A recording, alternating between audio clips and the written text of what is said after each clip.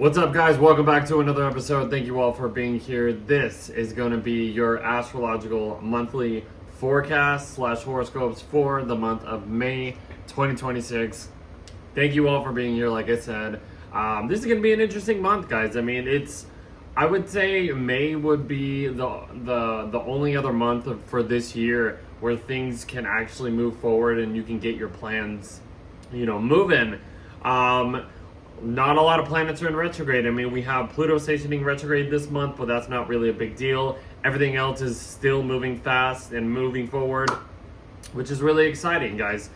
So if you are new here, welcome. This is my channel. I'm Codifer. I'm an astrologer. I've been doing these videos for, many years, at least a few years at this point. If you are a returning subscriber, what's good? How are you? Thank you for being here. First of all, I just want to kind of just, give a shout out to all you guys that have, became new subscribers to my channel. And I'm just like, in my last video in April, the video kind of blew up with a lot of views, and I wasn't expecting it. I was kind of just, I didn't think it was going to go the way that it was going, and it actually blew up a lot, and it kind of just took me, it was a mind-blowing moment, honestly. So I just want to give you guys a little shout out and kind of thank you for all that. You guys have no idea how that feels. This is, when I do these videos, I try to at least help you guys, guide you through whatever we are talking about and describe what is happening the best I can. And when we have those big months like April, I mean, we had all those planets in Aries and stuff like that. That was like a really rare moment. I don't think I've ever seen a month like that. So maybe that's why. But there was a lot of just newness happening. Everything was just literally building up into the sign of Aries. We're kind of lingering a little bit into that energy still as we go into May. But I would think for the month of May, a good description of this is we're kind of starting out the month with the full moon, and we're ending a month with the full moon. So the energy might, start off, very intense, very high, and then it might calm down a little bit, and then it'll build up again. So kind of like a roller coaster in some type of way. But when I was looking over this, the month of May, there's a lot of extensions to what we have maybe started over the last month or so. A lot of the planets will be going from Aries to Taurus to Gemini, and from that time frame, it's a really a kickstart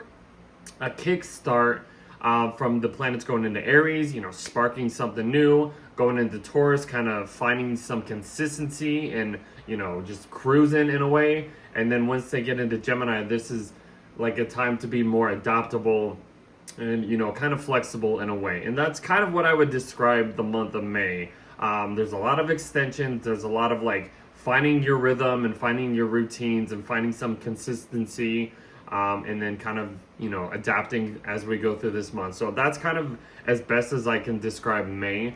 So I really hope that kind of helps. But yeah, huge shout out to all you guys. Just wanted to give another shout out. Please like, share, subscribe, share your comments. I've been loving all those comments that I've been getting in the last couple months. So many thankful comments, and that's another thing. It makes me feel so good, and it makes me feel grateful that I can at least provide something, some kind of guidance in a way, and just seeing that reaction, it's a little crazy, you know what I mean? It's the best feeling. I don't know. That's all I can say. But thank you very, very much for being here, guys. We got another great month, I would say. So let's kind of get into the highlights. So there's maybe about a good handful of highlights that we will be talking about. Like I said, we're starting the month off with a full moon in Scorpio. And then we're going to be getting Mercury going into Taurus. Then like I mentioned, Pluto's going to be stationing retrograde. So, I mean, that's kind of in the background. Pluto's an outer planet, so it's not really going to be in our face in a way. It's just in the background and stuff like that. So I wouldn't fear anything about that. There's going to be a new moon in Taurus. We're going to be having Mercury fly through Taurus, enter its home sign of Gemini. Mars will enter Taurus. Mars is entering its sign of detriment, I should mention at that point. And then Venus goes into Cancer, which is, I have something really, really nice to talk about as we get to that part, because there is something cool about to build up as soon as she gets into Cancer.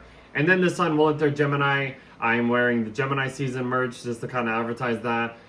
Gemini season starts, and then we end the month, like I said, with a full moon in Sagittarius. So these are going to be the main transits, highlights we're going to be talking about for, especially when we get to the horoscopes, which I will have timestamps for, later on in the video. I usually kind of describe, do these videos, the forecast. I kind of, do maybe like a half hour to 45 minutes or around that time frame. Describing the month, that's the forecast, and then the rest of the video, I go through all 12 zodiac sign rising signs and explain all the important transits and kind of showing you which house will be activated for what we will be talking about or something like that. So hopefully that makes sense. Yeah, I think that's a great introduction. So before I get into the advertisements, please like, share, subscribe. Thank you all for being here. You have no idea how grateful this feels. I just want to give you guys a huge shout out. You guys really are making this on top. Like it's just the best feeling in the world, guys. Let's get into some advertisements. So if you want to follow me on any other platform, mainly social media platform, I'm on Instagram, very active, Codifer. I'm usually just posting a bunch of stuff, illustrations of the month, some clips of the videos that I record. I've been doing TikTok videos. I was like performing some songs in karaoke. It was a whole thing. It was fun. I'm usually advertising my merch sales as well. So just a little brief, thing of what I, kind of do on my socials right now. So it's kind of a fun little thing that I've been doing. I've been trying a lot of new things. I want to advertise my Patreon. I advertised that in April. So, hey, I have a Patreon, guys. If you guys haven't noticed, I keep mentioning it every video. It's called Codifer's Astrology on Patreon. It's kind of a membership. You guys should know what Patreon is. But usually what I just do, this is in April and stuff like that I'm recording. So I record, or I do like written horoscopes for each season, describing like which house the sun will be traveling through. Those are for like the free members. You can also pay a $10 a month.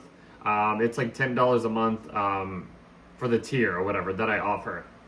You can always cancel anytime, but I'm always just kind of like putting the videos on Patreon a little earlier for those $10 subscribers and stuff like that. So if you kind of just I don't know, want to support my channel and stuff like that or whatever, I do a bunch of stuff. I don't know. Just wanted to show you that, guys. $10 if you want to join as a Patreon membership or join as a free member, and you can just get like some free written horoscopes for every sign. I talk about whenever I'm having some merch sales and stuff like that. So speaking of the merch, let's kind of go to the merch. I just added the Taurus merch.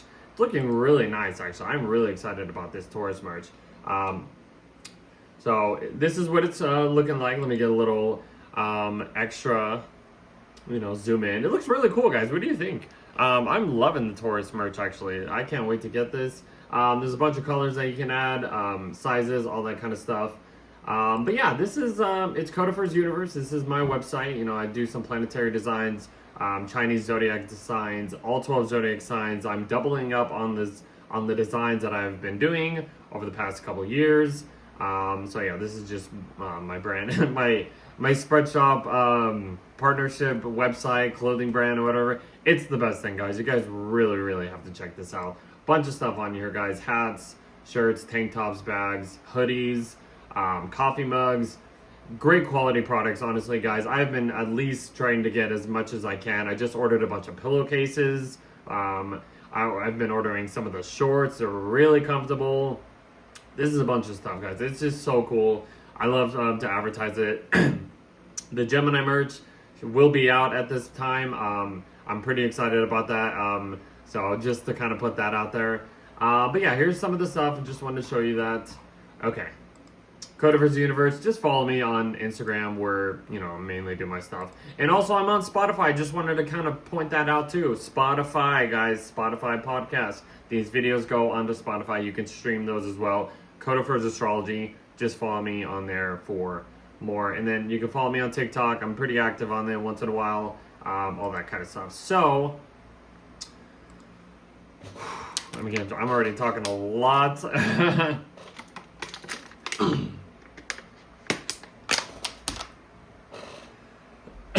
Okay, guys, you ready? I know I'm already all over the place. I was trying to record this the other, a couple days before this, and I just wasn't feeling it. So I'm feeling a lot better to record this, obviously. So please like, share, subscribe. This is going to be your astrological monthly forecast for the month of May 2026, guys. So thank you for being here. Thank you for the new subscribers. Thank you for the returning subscribers. You guys are the best, honestly. Like, I really appreciate all of you. You have no idea.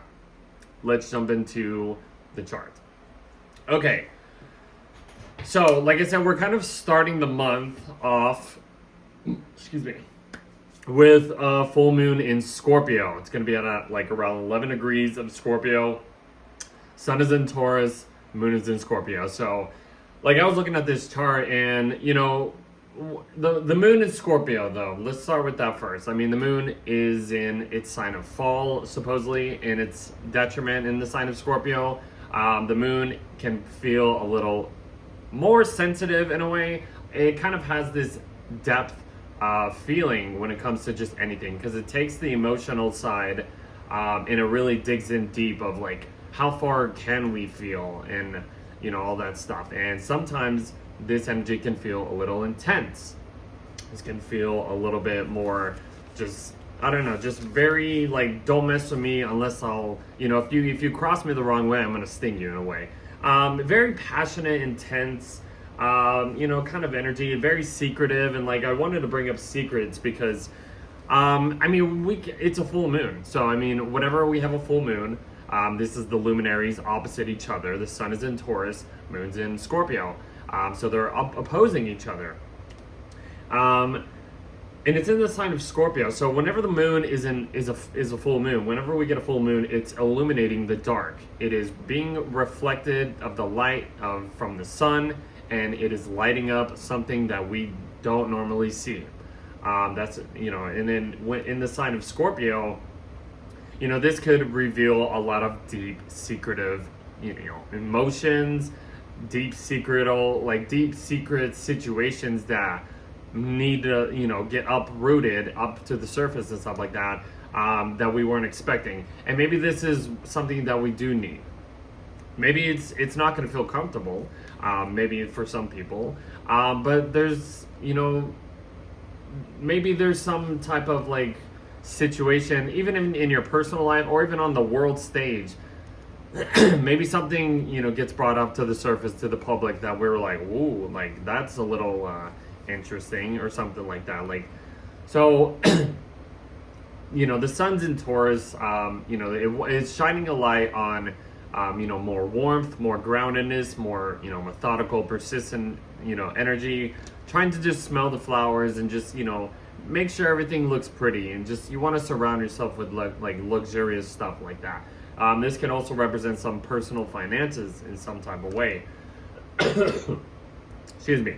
And Taurus and Scorpio kind of have that, like, financial energies to them. You know, Taurus can be like personal financial stuff, and then Scorpio can be like shared resources, an extension of financial stuff as well. So this can be something else that could pop off, or come out of the blue that you guys maybe come into during this time.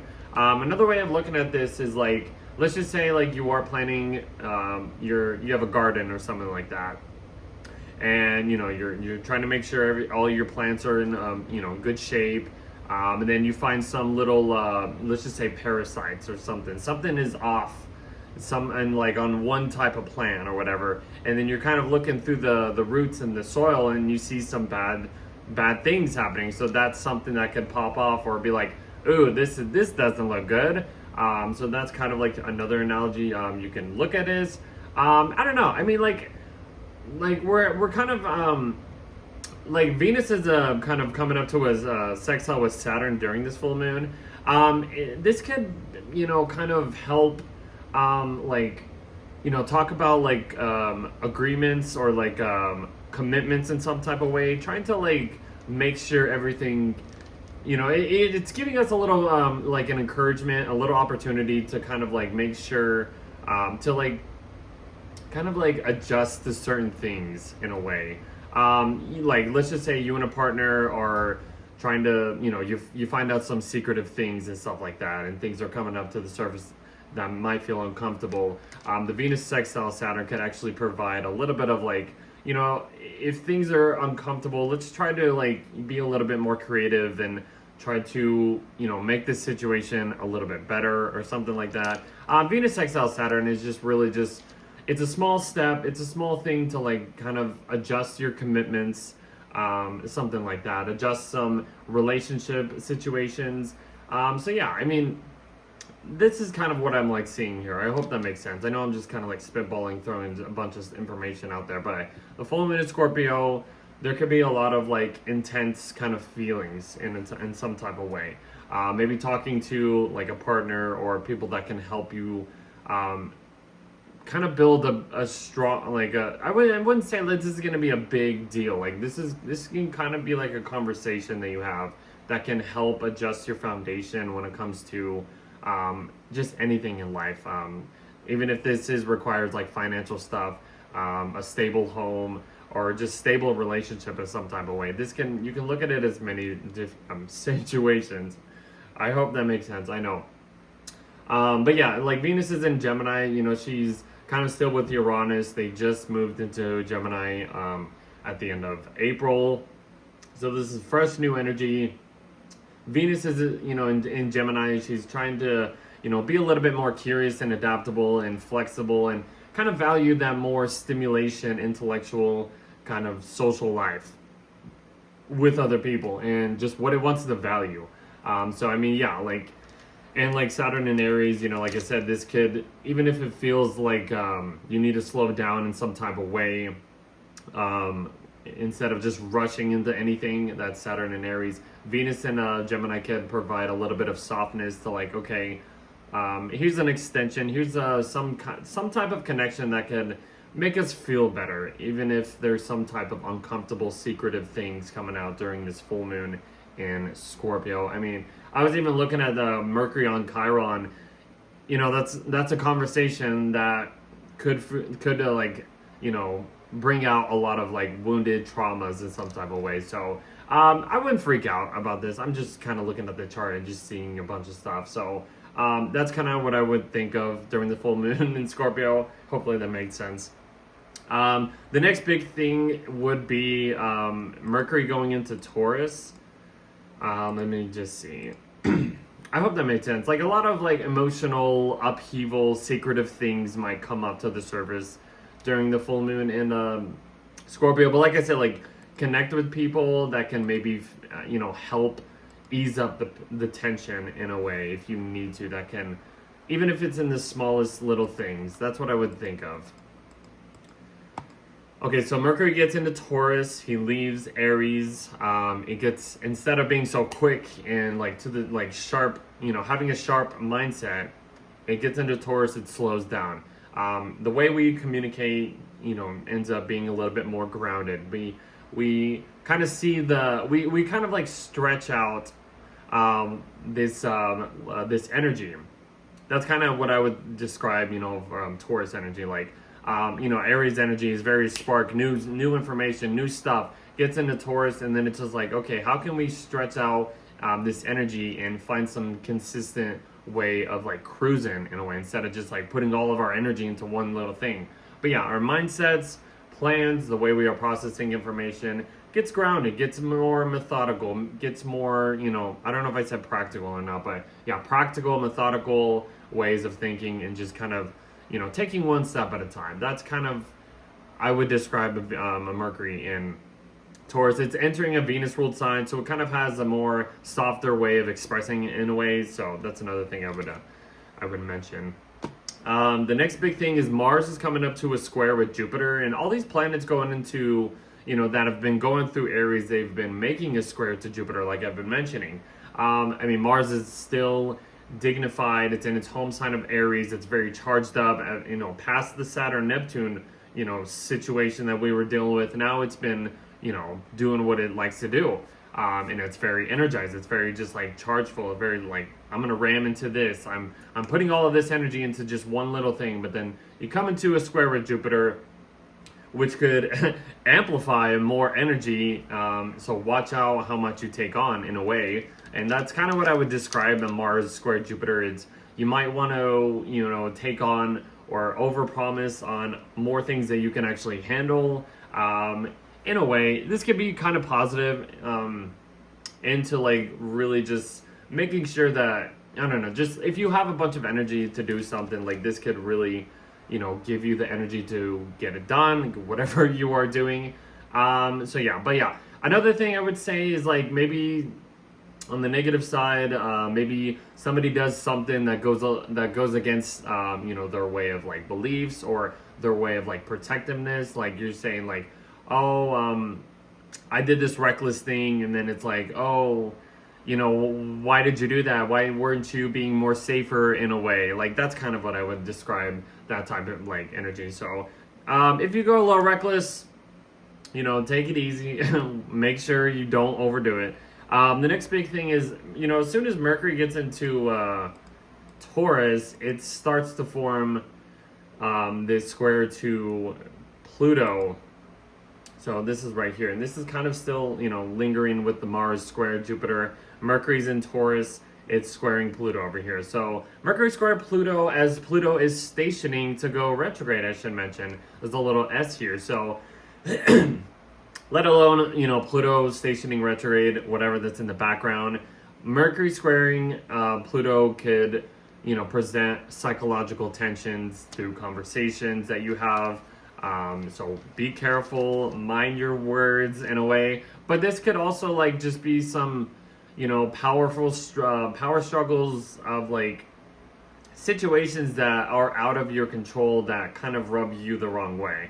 Like I've been mentioning, all the planets moving through Taurus, forming that square to Pluto is just kind of, I wouldn't say it's kind of like a buzzkill of your comfort zone, like in a way. So if someone, does kind of, ruin the vibe in a way, even if it's out of your control, even if there's some type of, struggles with power or control, like situations, it's going to rub you the wrong way in some type of ways. But I would recommend to just kind of stay calm as much as you're able to. These planets going into Taurus squaring Pluto have not really felt that easy. Mars is going to end up doing the same thing at the end of May. So that could feel a little heated, but we'll get to there at that point. But yeah, just kind of watch out for psychological, mental, power struggles, straining your mind in some type of way. But yeah, Pluto stationing retrograde. So this is as far as Pluto's going to get into the sign of Aquarius. The Pluto in Aquarius era will continue for another like 17, 18 years. We still have a long time for this.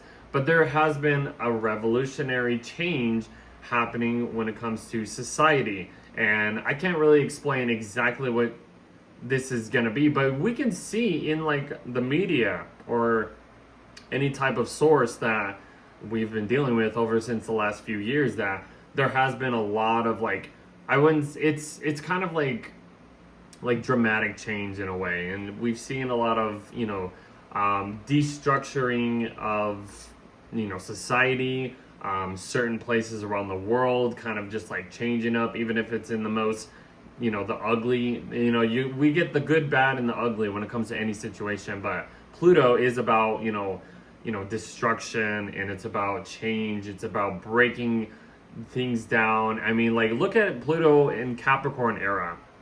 That whole, situation from 2008 to like 2023 to like now-ish, was like a huge like burning to the ground of like the way the governments kind of like operate in a way.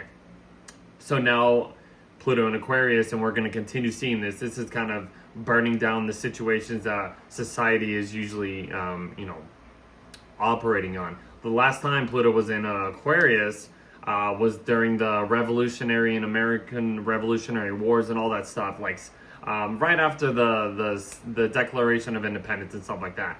And then as the time passed during that period, there was a lot of like destruction, change to like how the US, you could say, or even just other places around the world have been, changed in a way. So we're kind of seeing like another, round of that in a more modern way. I hope that makes sense. But yeah, that's kind of just the description of that. So it's in the background, but a lot of just like upheaval things might come up to the surface as we kind of, begin the month of May, I would think. And we can kind of continue that. Like I said, Mars is going to end up squaring Pluto later on in the month. So that could, bring some type of other trigger point, no matter what situation we kind of hear or deal with during that time. So that's just kind of in the background.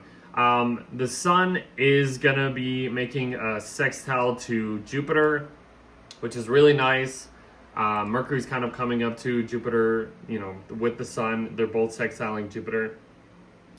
That can just, add a little layer of, what feels good. I talked about when Venus was sextiling Jupiter is like kind of like making like just that was just like a really sweet time. You're indulging with friends, you're having all these sweet things happening, and you're just surrounding yourself in comfort and like just good feelings and stuff like that. So this is just a continuation of that, and this can provide some type of little growth. No matter if it's like a little step into this direction, you end up doing this, and it kind of helps your emotional security. This could also be like you buy something valuable from like anywhere, and that specific item can help either your growth, what you kind of need for like to feel safe in a way, to feel secure. That's just little things that I could say. It's not the biggest thing, but yeah,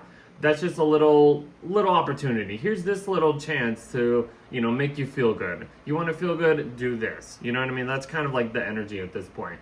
Even if things kind of feel a little hectic or whatever, we get a little soft energy, an ease up kind of energy. And Mercury's kind of coming up to the sun. It's going to be shifting its perspective, going into the heart of the sun after that. So Mercury coming up to the sun, it's in direct motion. It's not like in retrograde cazimi, like it's not like in between the earth and the sun. It's on the far side of the sun. So it's like the earth, sun, and then Mercury. So it's like Mercury's on the far side of the sun. I hope that makes sense. But yeah, this is just like, Mercury is in Taurus, so is the sun. We have a more grounded approach, persistency, methodical way of doing things, kind of cruising, stretching out this energy. And we're putting the mind and the ego kind of mixing up. So like you're putting the spotlight on your thoughts, your way of thinking, the way you are communicating. You are, projecting this ease up, like this easier way of like communicating and stuff like that. It could be nice. I mean, this could just like give you a chance to like really dig your, put your feet back on the ground when it comes to any plans or situations that you want to, pursue in a way. I don't know. I'm just kind of spitballing here, guys. But yeah, Taurus is a very patient, consistent, predictable, steadfastness kind of sign. And, it's a very, it's about stability. It's about fertilizing. It's about, digging, really getting the roots a little bit deeper into the ground. How can you, provide some type of nourishment into this could be like you're like describing how to make a plant grow. You got to have the right soil. You got to have the right, are you giving it enough water? Are you giving it enough, nutritions and stuff like that? Look at this as, for yourself.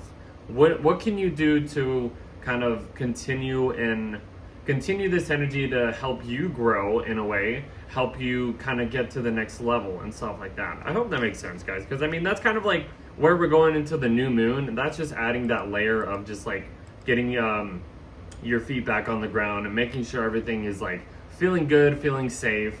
The moon is exalted in Taurus, so this is just adding this extra layer of like just what feels good. And this is the first new moon that we are having without Uranus and Taurus, because Uranus just entered the sign of Gemini, And Uranus has been in Taurus since 2018, 2019. And every time the moon has been going through Taurus, there's been some type of emotional shakeup in a way. So this is kind of actually looking really good. The middle of the month, like I said, is not too bad. The beginning of the month might feel a little out there. The end of the month might feel a little out there. But this little small, portion of the middle of the month looks really, really nice, especially once we get to the new moon in Taurus. But plant the seeds of, being a little bit more consistent, being a little bit more, thinking of the long term and how we can stretch this energy towards more success, towards more stability, towards more just anything that feels good, comfortable, luxuriousness. What can we do to, to get to the next step, even if it takes many slow steps and stuff like that. So that's what I would say. This looks really good, guys. Okay, and then right after that, everything just starts to get into Gemini. Mercury's the first one that gets into there. Immediately makes a conjunction with Uranus. Every time I talk about Mercury-Uranus conjunctions, I always say these are eureka moments. And this is the first conjunction in the sign of Gemini. Mercury's in its home sign of Gemini, so it's already working pretty good. This is very chattiness energy, curious, stimulation, all this kind of stuff. At this point, we got 4 planets in Gemini. But Mercury-Uranus, this is like a burst of new energy, burst of new information. It's like, I was explaining all the planets going through Aries of you didn't think you could take on the whole world, but then you actually do something. You're like, what else can I do? And it's kind of like, excuse me, it's kind of like the same kind of energy, but it's a more flexible. It's a burst. It's mutable air. This can go in any direction and stuff like that. So bursts of new energy, bursts of new ideas. This is really kind of bringing the Uranus and Gemini energy kind of back down to earth. And when I was looking at this, that's another thing I was kind of mentioning or looking at, the month of May. A lot of the personal planets are going to be connecting to these outer planets. So whenever you have a lot of the outer planets doing their thing, and then the personal planets kind of kind of connect to them. The personal planets are the Sun, Moon, Mercury, Venus, and Mars, I should say. Outer planets, you can even count Mars as an outer planet, but I would say Jupiter, Saturn, and Uranus, Neptune, and Pluto are the outer planets. So when you have the personal planets connecting to the outer planets, that's just kind of bringing the energy down to our personal lives in a way. So let's just say you have these long-term visions, these goals. Whenever these personal planets connect to those long-term, slower moving planets, it kind of, it gives us a glimpse in a way. That's what I would say. It gives us a glimpse of what we can actually do to get from point A to point B to point C to point N and so on and so forth. But yeah, Mercury conjunct Uranus is going to feel like a huge burst of just new, fresh energy and stuff like that. So really, really cool. I would think of many discoveries. I should mention over the past month we had that new I think it was called Artemis 2 or something, that they went to space, went in around to the moon or whatever they did over that stuff. I would kind of point out or put something out there maybe that could be, I would hope, a more continuation of going out into space and just discovering a lot of new things or something like that. Because Uranus kind of, I think when I've been studying with Uranus, it kind of represents space travel in a way. It could really speed things up and try things outside the box or whatever. It's trying new discoveries and stuff like that. I just wanted to kind of put that out there because we just had that and I wanted to mention that. But maybe there's some type of information that we hear from that situation or from what's next out of that. Just wanted to put that out there. Next big thing is Mars is entering Taurus. So it gets out of its home sign of Aries and enters a Venus ruled sign entering of Taurus. So Mars is in its sign of detriment. I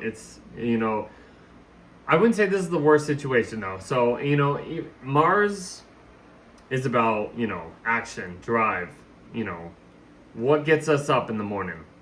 What's our desired actional, direction that we want to charge into?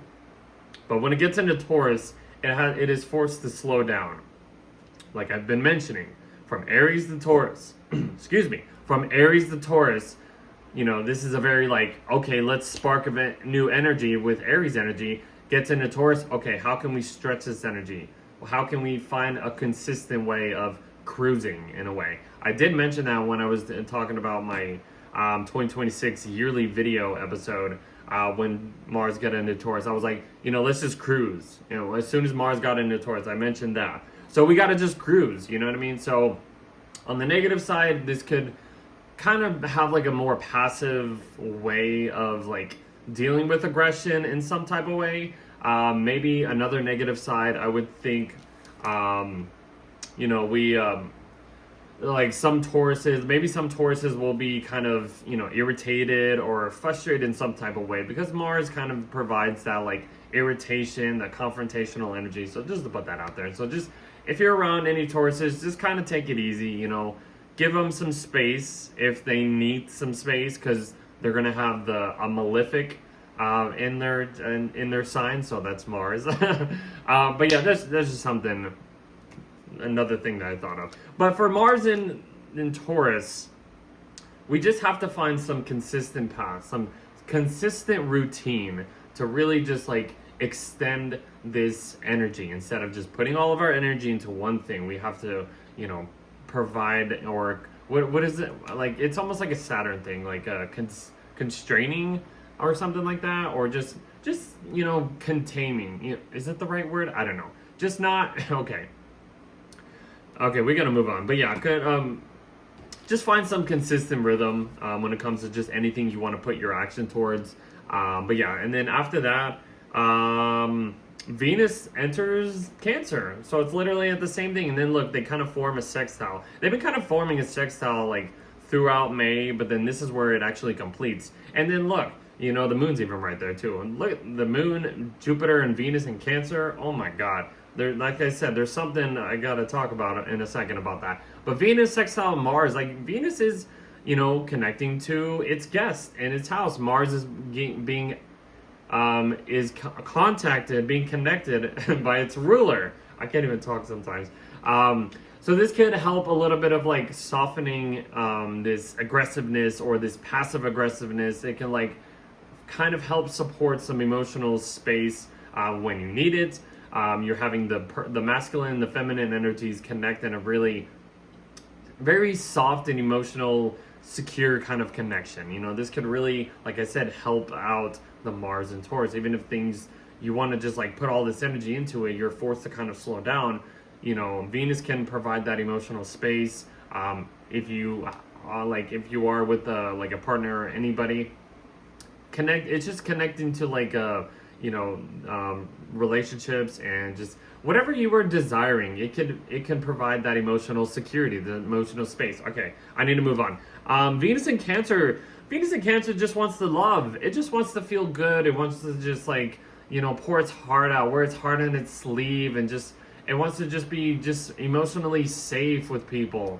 And when I mentioned it in the highlights, Venus is going to start to build up a conjunction with Jupiter. That doesn't happen until June, but this is going to be the second time that Venus and Jupiter are going to be making a conjunction in the sign of Cancer. We had one last August, I believe, and that was really nice. I mean, we were dealing with some challenging aspects at that point, but excuse me.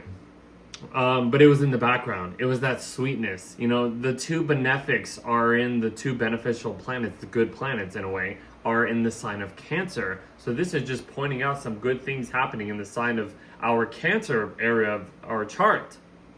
Good thing, you know what I mean? That's screaming goodness.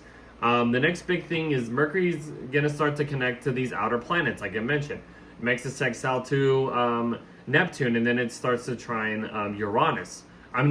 trine Pluto.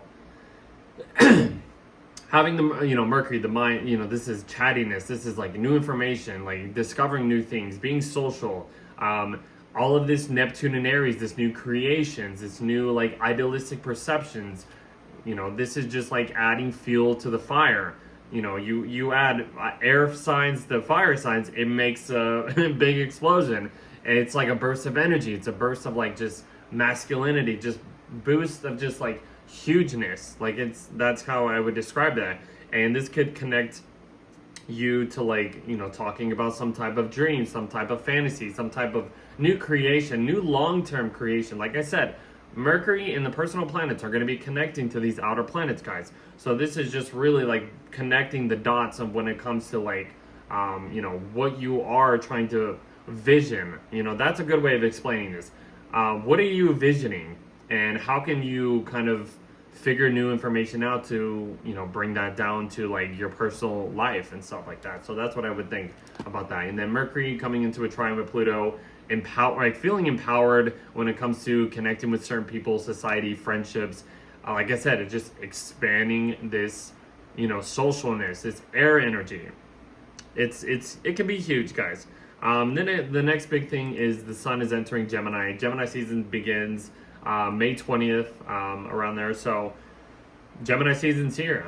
So the sun going into Gemini, I feel like this is the only air sign that the sun doesn't really have a, it's not really, because when the sun is in the sign of Libra, it's in its sign of fall. When the sun is in its sign of Aquarius, it's in its sign of detriment.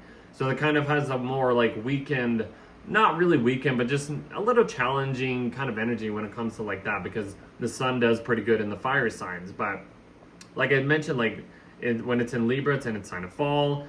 It's really focusing on other people. When it's in the sign of Aquarius and its sign of detriment and stuff like that, so whatever. But I just wanted to mention that because I've been thinking about that over the past couple of years. I've been studying astrology, and having the sun in Gemini, we are getting towards the end point of spring. This is shifting into summer. But it gets more flexible. We get more adaptable when we want to be social, when we want to just do anything, and all that stuff. The sun is connecting to Uranus, and Mercury's still right there. So this is more boost of energy. This is more connecting to the Uranus and Gemini time. A lot of new things. A lot of new discoveries, I would just say. But yeah, be more flexible, be more chatty, have a little bit of social and gatherings and stuff like that. I think the next big thing, Mercury makes a sextile to Saturn, and then Venus will square Neptune. So Mercury sextiles Saturn, like Saturn's about long-term commitments, structures, responsibilities, how we need to be more mature, like the long-term achievements and all that stuff. So like I can repeat myself, connecting the dots when it comes to trying to find or adjusting to new operations when it comes to long-term goals, or how to be responsible, or how to be a little bit more creative in your responsibilities and stuff like that. Just adjusting your commitments, having a conversation with an authority figure or a partner or something that could help you get to the next step. That's kind of like what I would describe that. Venus squaring Neptune can feel a little, not so clear. Maybe the Mercury sextile Saturn, transit can kind of help that, maybe let's talk about this, let's talk things out. Because Venus in Cancer wants to feel just, nurtured, safe, protected. Squaring Neptune, this could bring a lot of illusions. This could bring some manipulation in some type of way. Things don't seem clear. Maybe it's like a mirage or some type of thing that feels good, but that ends up not being good. So just kind of watch out with that. Yeah, that's what I would say about that. And then the sun will eventually connect to Uranus. So, like I said, this is just putting the spotlight on Uranus and Gemini. So huge burst of energy, huge, outburst, unpredictableness in a way that can be good or bad. New discoveries, like trying something new, getting, just dealing with some type of way of stepping outside the box of what you normally do. Maybe you try something new and you're like, whoa, this kind of alters my way of seeing things, or alters my way of doing things in some type of way. I don't know. Try things out. Be experimental. I think that's the right word. be a little bit experimented when you are just wanted to try new things or whatever. That's what I would say. And then let's see. Then the sun, like I said, the personal planets are going to just start to connect to these outer planets. So I'm repeating myself. The sun will connect to Neptune in a sextile. Just, being more creative. It's more creative energy. It's more, trying things out. How can we expand or extend some type of idealistic perception, all that kind of stuff. And then that's when we get to the end of the month where we are. Mars is going to start to square Pluto, but the sun will trine Pluto, so that kind of helps a little bit out.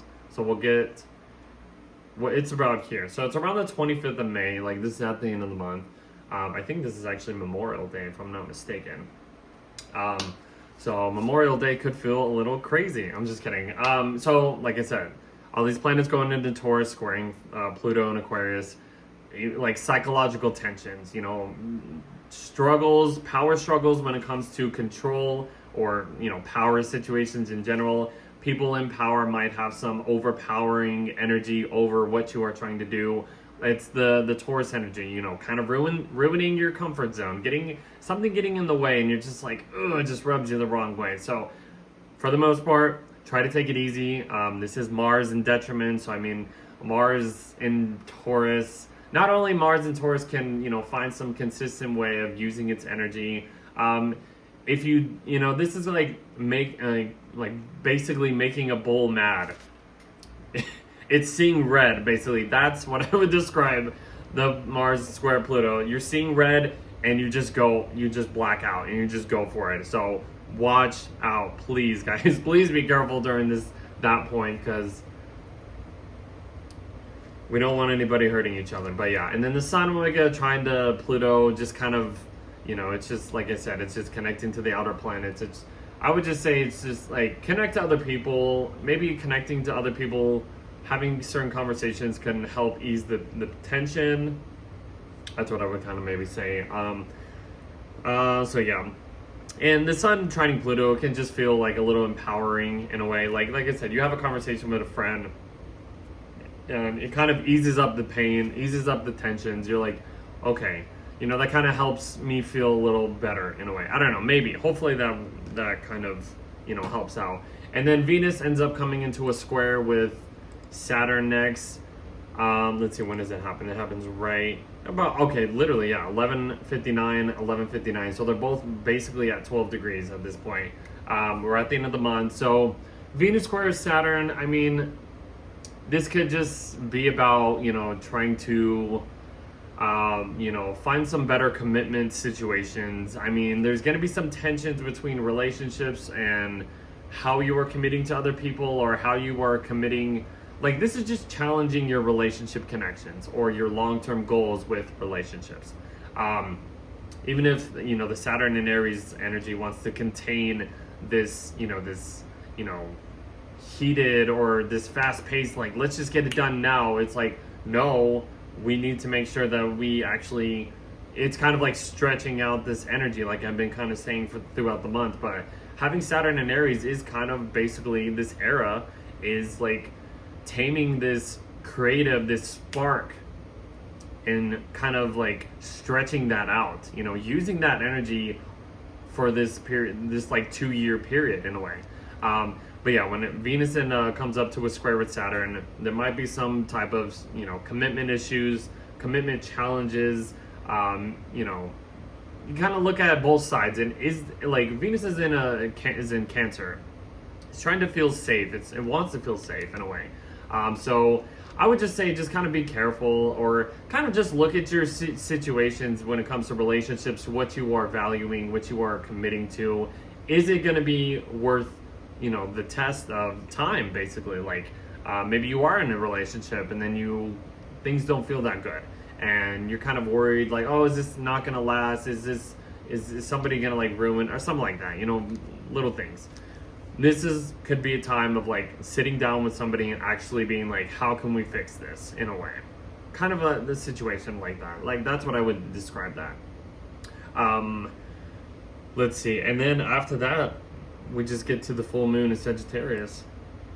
And then that's literally how we end the month. So at least once we get to the full moon in Sagittarius, we can feel a little bit more hopeful. We can feel a little bit of more ease and lighter. You know, maybe it's like maybe we had to have those hard conversations. It's like tough love. That's a Venus square aspect. Venus square Saturn, tough love. You know what I mean? That's as best as you can describe it. Even if it doesn't feel good, rubs you the wrong way. Maybe there is somebody trying to look out after you in a way. And then we get to the full moon in Sagittarius. It's like, okay, we got that breather. We've gone past all of that toughness. Now let's kind of look beyond our, what we've just kind of gone through. Like I said, the full moon in Scorpio at the beginning of the month kind of just like, it's like you're forced to being looked at some intense, deep emotional stuff. And then it's like, you had to kind of like address that. We've gone through the whole month, the whole lunar cycle. There's some tough things here and there, blah, blah, blah. And then we get to the full moon in Sagittarius. It's like, okay, now that we have gone through this, we can feel a little bit more hopeful about the future, a little bit more optimistic. Like, where are we going next? We are shooting the arrow, and the moon is illuminating what is possible. And there's probably many things that feel possible. The moon in Sagittarius always feels good. I'm actually recording this video as the moon is in Sagittarius, so it's the perfect example. I always love when the moon's in Sag because I'm a Sag myself. So that's kind of how we end the month, guys. So it's an interesting month. It's not like, it's kind of like I said, it's kind of almost like a roller coaster.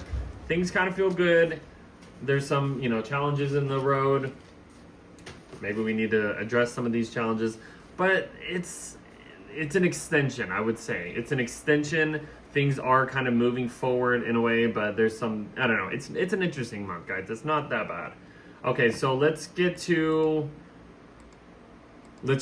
the horoscopes. Thank you for enjoying that. If you have stayed for the forecast, please like, share, subscribe. If you haven't already, please follow me. If you want to stay updated with all of these videos and stuff like that. Yeah. So let's shift into the horoscopes. Okay. So this is going to be the horoscope section, basically for the rest of the video. So thank you for being here. Please like, share, subscribe if you haven't already, and I will mention that again. Thank you for being here.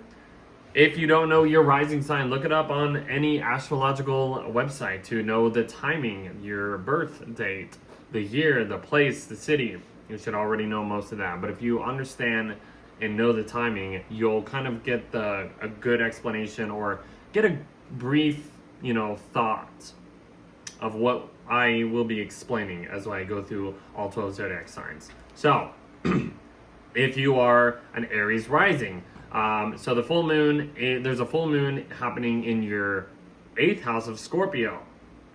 So I was mentioning even in the description, like in the forecast, Taurus and Scorpio, even for your situation, is in money houses. These are, the Taurus, second house is your personal money, and then 8th house is other people's money. And, this could really illuminate a lot of, financial stuff, even if it's like you're trying to find some security in the sun in your second house of Taurus. How can you extend or find some type of balance? How can you find some type of way to ease up, maybe, some financial issues? Maybe there's a partner that can help you, connect these finances together, and kind of eases up the pain. It creates that balance. Or it can help some type of debt. Maybe you kind of need some support, even if it feels uncomfortable or some type of way, when it comes to just like using other people's resources or having other people kind of help out your financial issues and stuff like that. So I don't know. I mean, that's I think a good way of explaining that. Or if there's any refinances that you might not feel too comfortable with, maybe these people can hopefully help provide the best situation to like ease up and balance out your finances, your priorities, what you will want to value. how you can support yourself a little better. If there's any investments that you want to, look at and kind of go after, maybe these people can actually somewhat provide some beneficial things. Hopefully, that's what I will say. Another thing, a lot of deep secretive things could pop up at this time. A lot of taboo topics, a lot of stuff to do with like the occult, sex, psychological stuff, like stuff that's very hidden. Things that not a lot of people like to look at is in the eighth house, and that's death. What is it? The thing, debt, or taxes, or something. All that kind of like uncomfortableness, like things that we can't escape. I just heard that quote not too long ago, so I was like, that's kind of what I would describe it. Mercury ends up going into your second house of Taurus.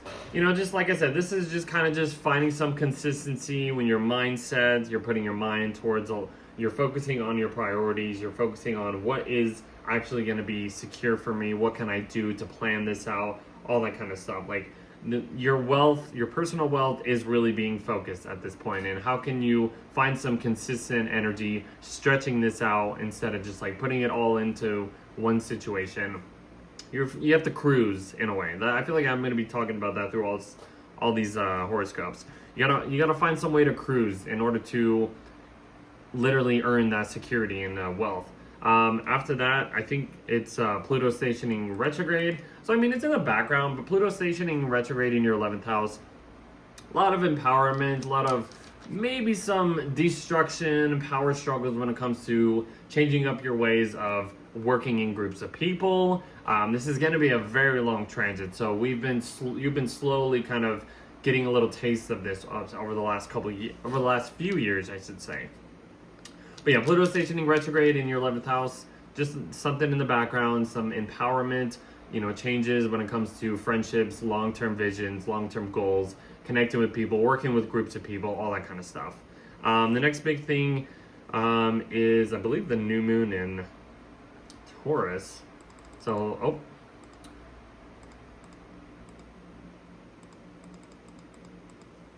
we get to the new moon in Taurus. This is just kind of, grounding this energy a little bit. The moon is exalted in Taurus, so this will kind of feel a little good. The middle of the month is really feeling pretty good for the most part. We start the month with a full moon, we end the month with a full moon, so maybe those two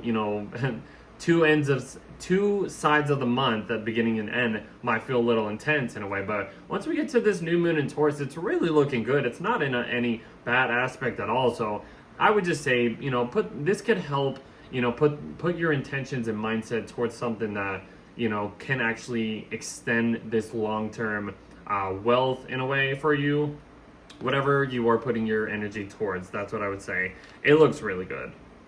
And then, let's see. Mercury gets into your third house of Gemini. It's good thing. And then, what is it? Mars enters. So it's like Mercury gets into Gemini in your third house. Mars enters your second house of Taurus. And then Venus enters your fourth house of Cancer. So Mercury going into your third house of Gemini. Mercury's in its home sign of Gemini, operating really good. It's, quick action, very chattiness, very socialness. It makes a conjunction with Uranus, so there can be some like new discoveries in your local environment that you discover. This could also be some basic information that kind of like opens your mind to new possibilities.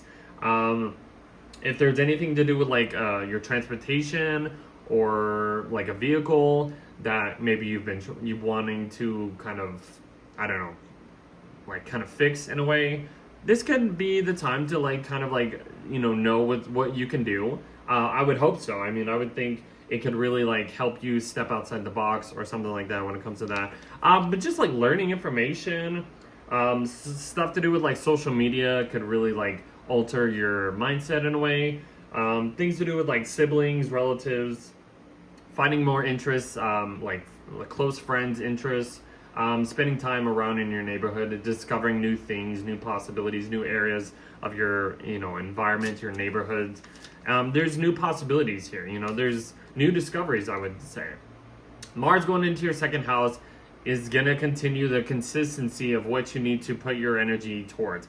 your ruler is entering its sign of detriment, Mars in Taurus. So even if this, you've just had Mars in your first house, energizing your whole being, your whole self, what can I do? How can I provide more energy and just go at it? Going into your second house, this is like, okay, let's slow this energy down.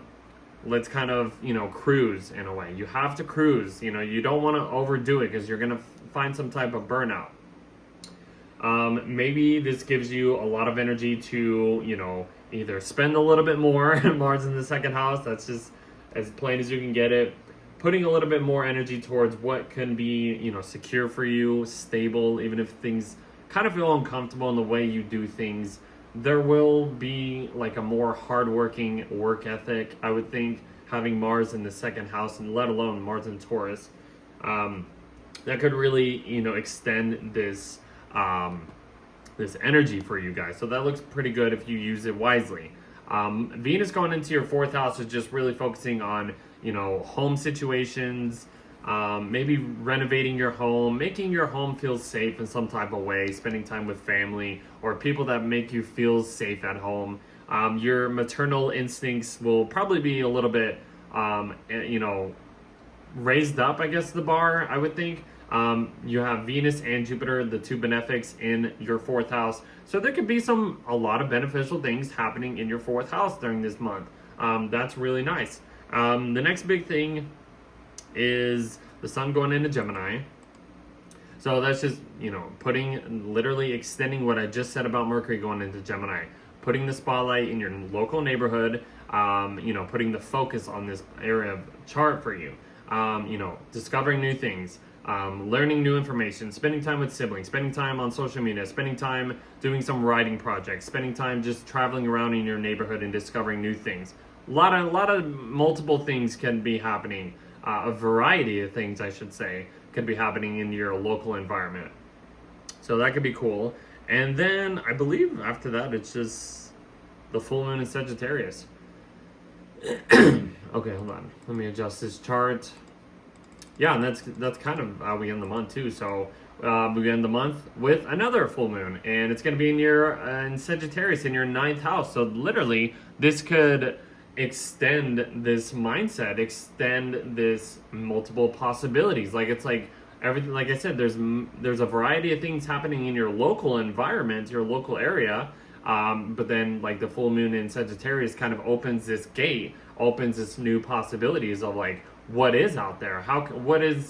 Are you discovering new, energies, new political views, new, philosophies, new truths, new religious stuff, principles, like expanding your horizons in some type of way. That's kind of like giving you more hopefulness of what is possible in this area of life for you. That could be exciting, guys. And I think that's about it for you guys. Hopefully that's pretty good. It's not a bad month. Few things, popping up, but we will see you in the next month. Let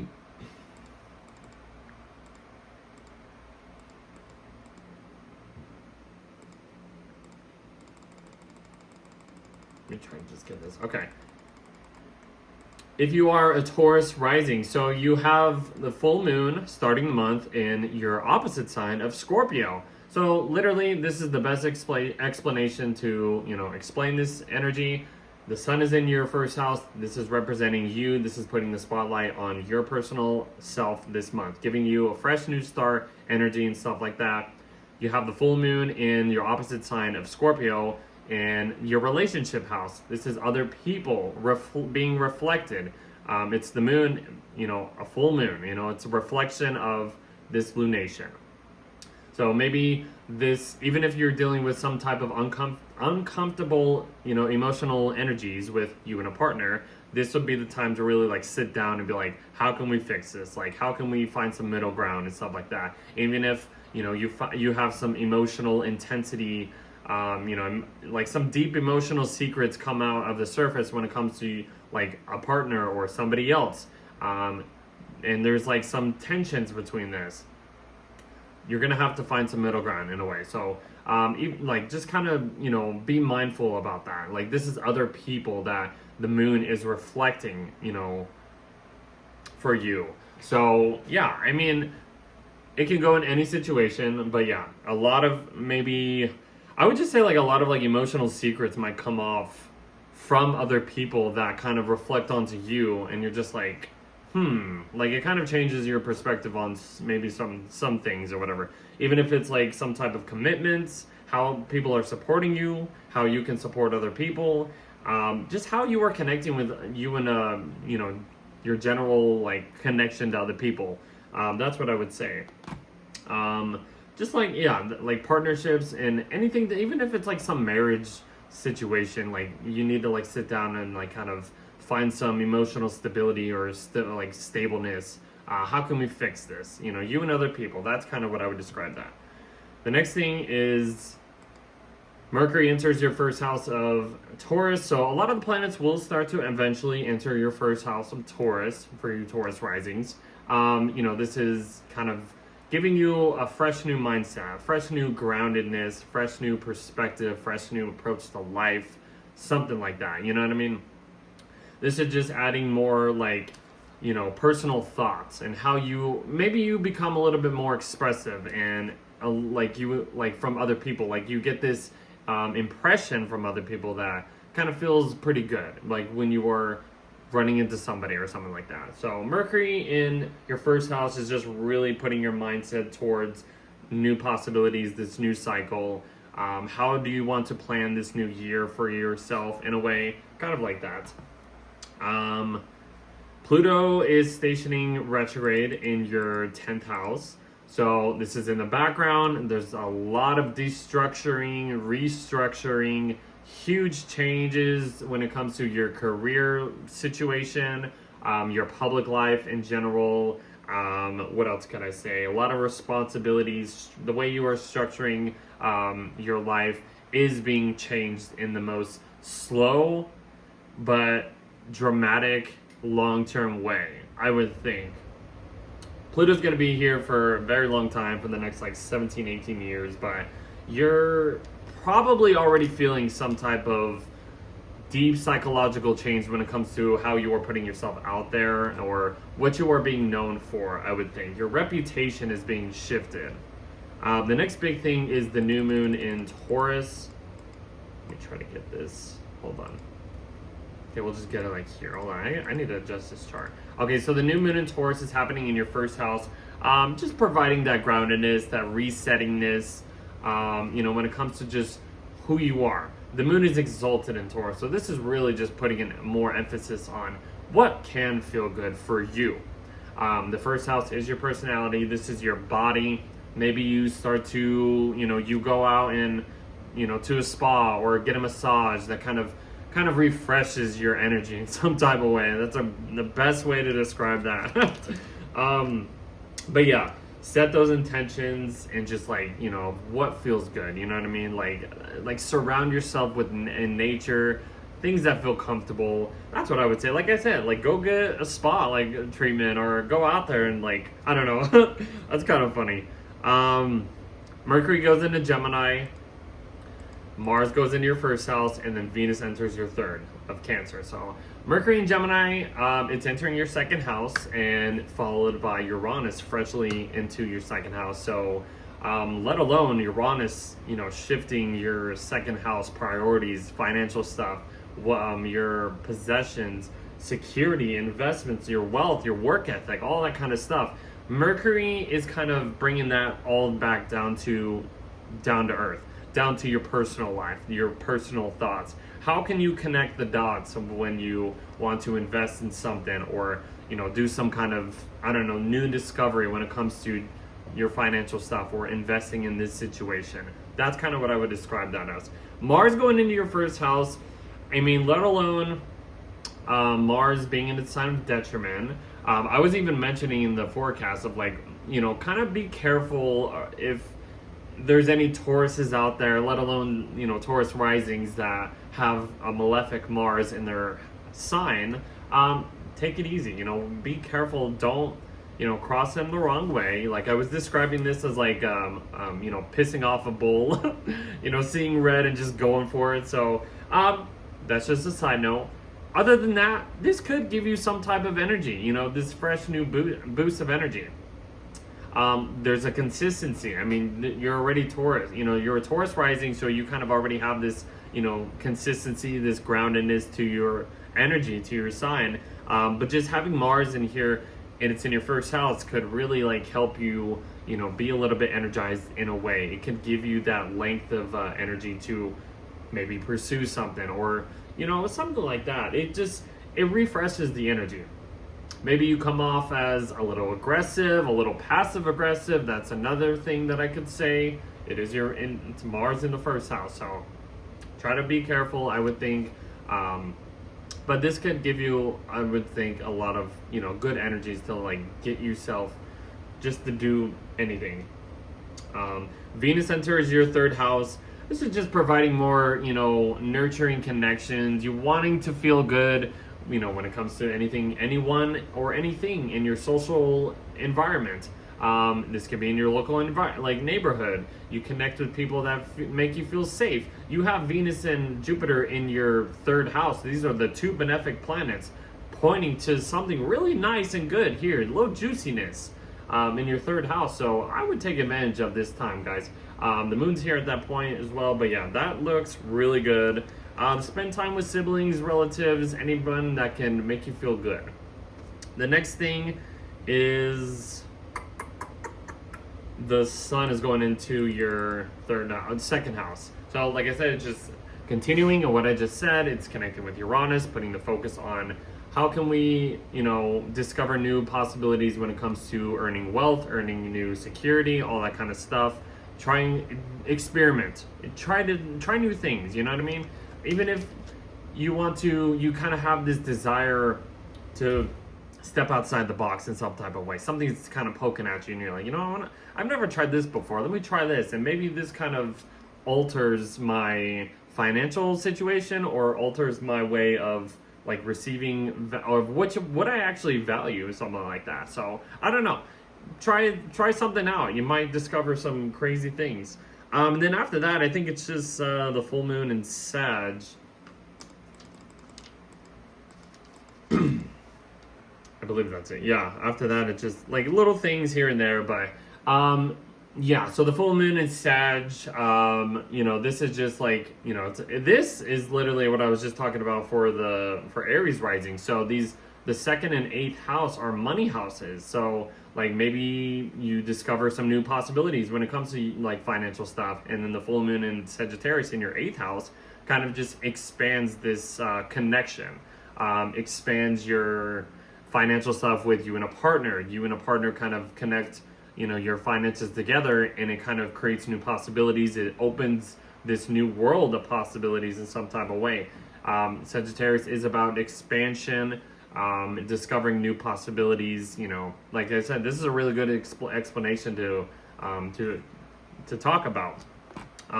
Yeah, you know, like psychological connections, intimacy, sex. You can talk about refinances, inheritance, contributing assets, mysteriousness, secret. Did I say secrets? I think I might have said that. But like taboo topics, all of this eighth house stuff, it's kind of being expanded in a way. You know, you're kind of being looked at. You're understanding this from a new point of view. And like I said, this can be, you know, you connecting with other people and helping find that balance when it comes to possessions, values, finances, just deeper connections with people. So that's kind of what I would explain about that. I hope that made sense. We will see you in the next video.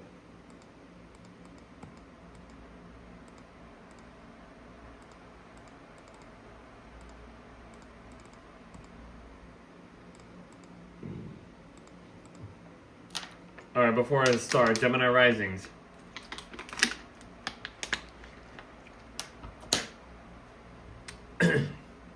Okay, for Gemini Rising, so this is an interesting month, I would think, for Gemini Risings. I mean, let alone you just had, you know, Venus and Uranus enter your first house. So how is this feeling for you? Like, first of all, I know it's like, I'm excited about this in a way, but like, you know, Venus, let alone Venus in your, you know, first house, this is, you know, creating some niceness, some ease, some breeziness to like your personality and stuff like that. And having Uranus here, it's just like I talked about that in April, but just this is an extension of like what this new era of Uranus and Gemini in your first house is going to be about. And this is just really, I would think, having you step outside the box of like when it comes to just many things of how you are, just your personality. You know, you want to experiment with new ways of expressing yourself or how people impress you or some type of way.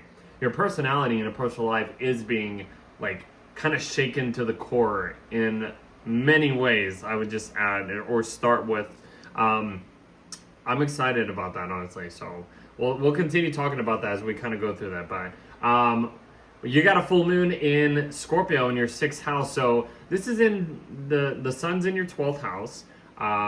Behind the scenes, kind of hidden, psychological, subconscious, like not intimate, isolation and seclusion in some type of way. That's what the sun is focusing on. It's focusing on ending some cycle for you before it gets into your sign.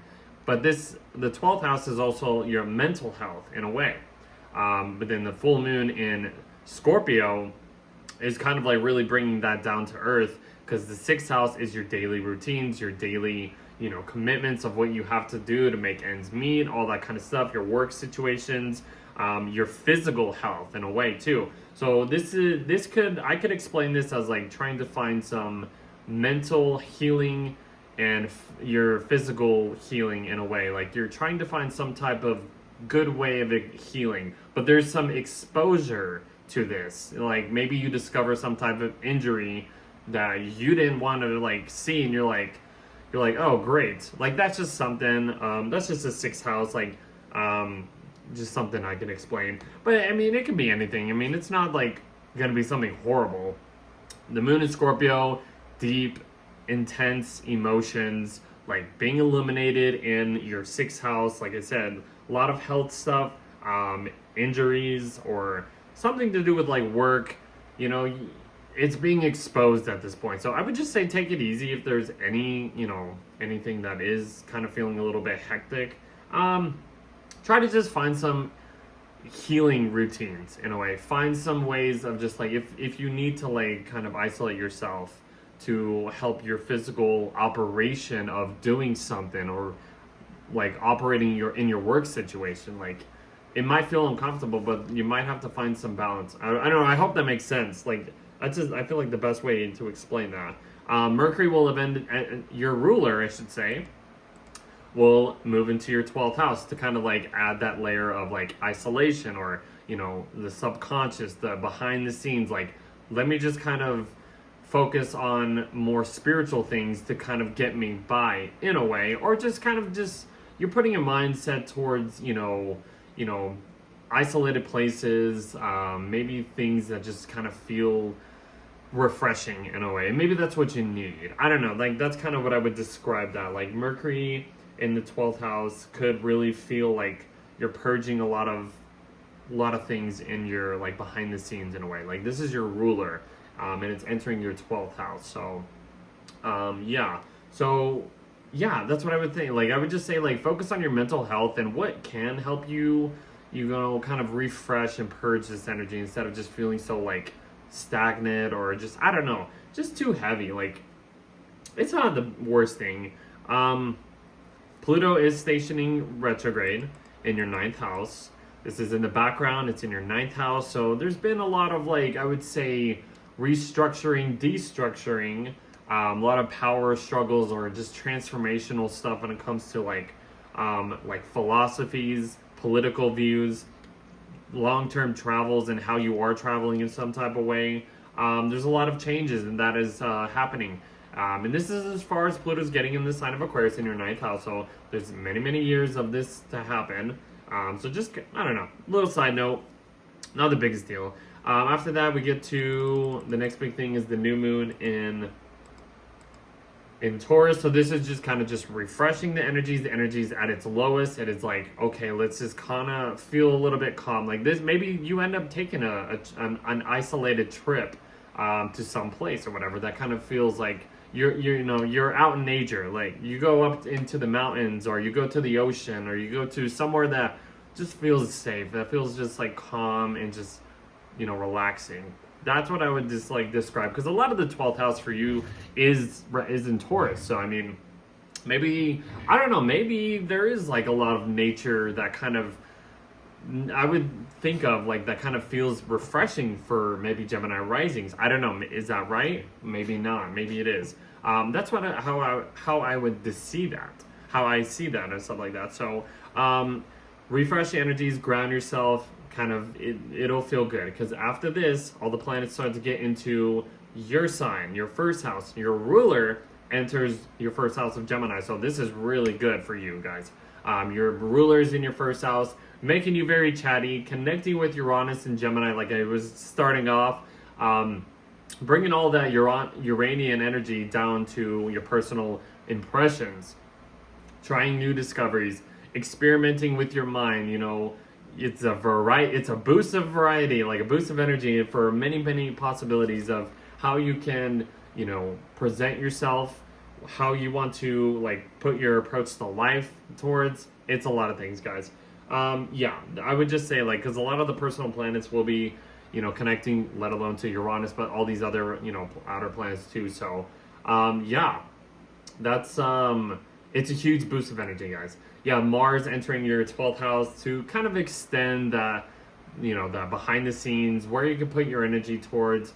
A lot of Mars in the 12th house that I like to at least put out there is kind of watch out for, what is it, subconscious impulses. I mean, Mars is already in its sign of detriment, so there's some type of passive energy there already, but just kind of watch your, you know, frustrations, your anger, if things are poking at you in some type of way. Take those isolated trips. Maybe that's what you can actually feel good, you know what I mean? Venus will enter your second house of Cancer, which is looking really good. You have Venus and Jupiter both in your second house of Cancer, putting the two benefic planets in this second house for you guys. So your second house is looking really sweet at this point. You know, your second house is about, you know, your personal finances, priorities, support, your personal support, investments, your wealth, your work ethic. It's feeling good. You're getting a lot of beneficial things when it comes to this. Maybe increasing your saving in some type of way. That's what I would think of right there. What's the next thing? And then the sun will enter your sign of Gemini to whoops, let me adjust this. To provide that boost of energy, that new start, that fresh new start, connecting with Uranus, kind of just like bringing that Uranian energy back. So there's a lot of triggering, like, what's possible for you guys. It's really anything is possible at this point for you guys. And then after that, I think it's like the full moon in Sagittarius.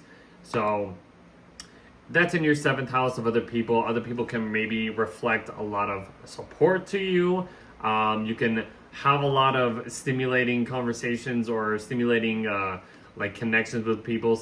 Gemini and Sagittarius can really just like go anywhere, do anything, create new possibilities, expand this knowledge and educational, like, you know, just it's wild. If you know any Sagittarius, like, you understand this. I'm a Sag, so I have this in my chart, so I love Gemini energy and Sagittarius. So this is just really just opening the doors to new connections, new contracts, new partnerships, new relationships, all that kind of stuff. Like, have a little bit of fun. That's what I would say, and I'll end it like that. We'll see you in the next month.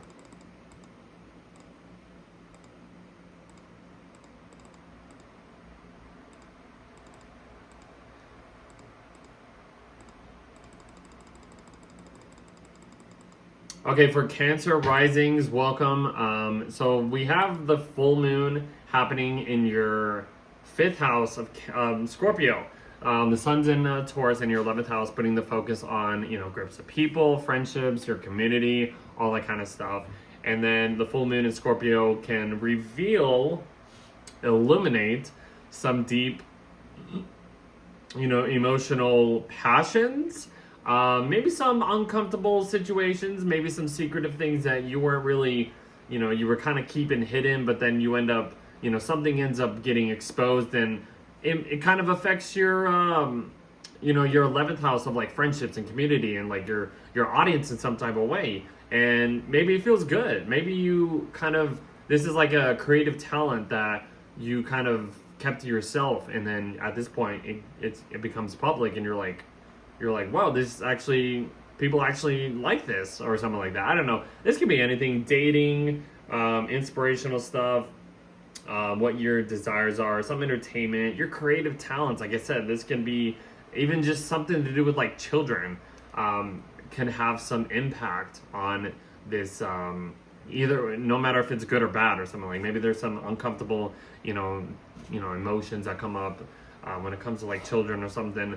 I don't know. It could be anything. And like, I would just look at it as like, if there's some type of deep emotional secretive things that kind of get brought up to the surface, like it kind of can ricochet and have some type of effect on the people you are surrounding yourself in, groups of people or something like that. Like maybe groups of people can actually, help bring this out of you, I would think. I don't know, hopefully.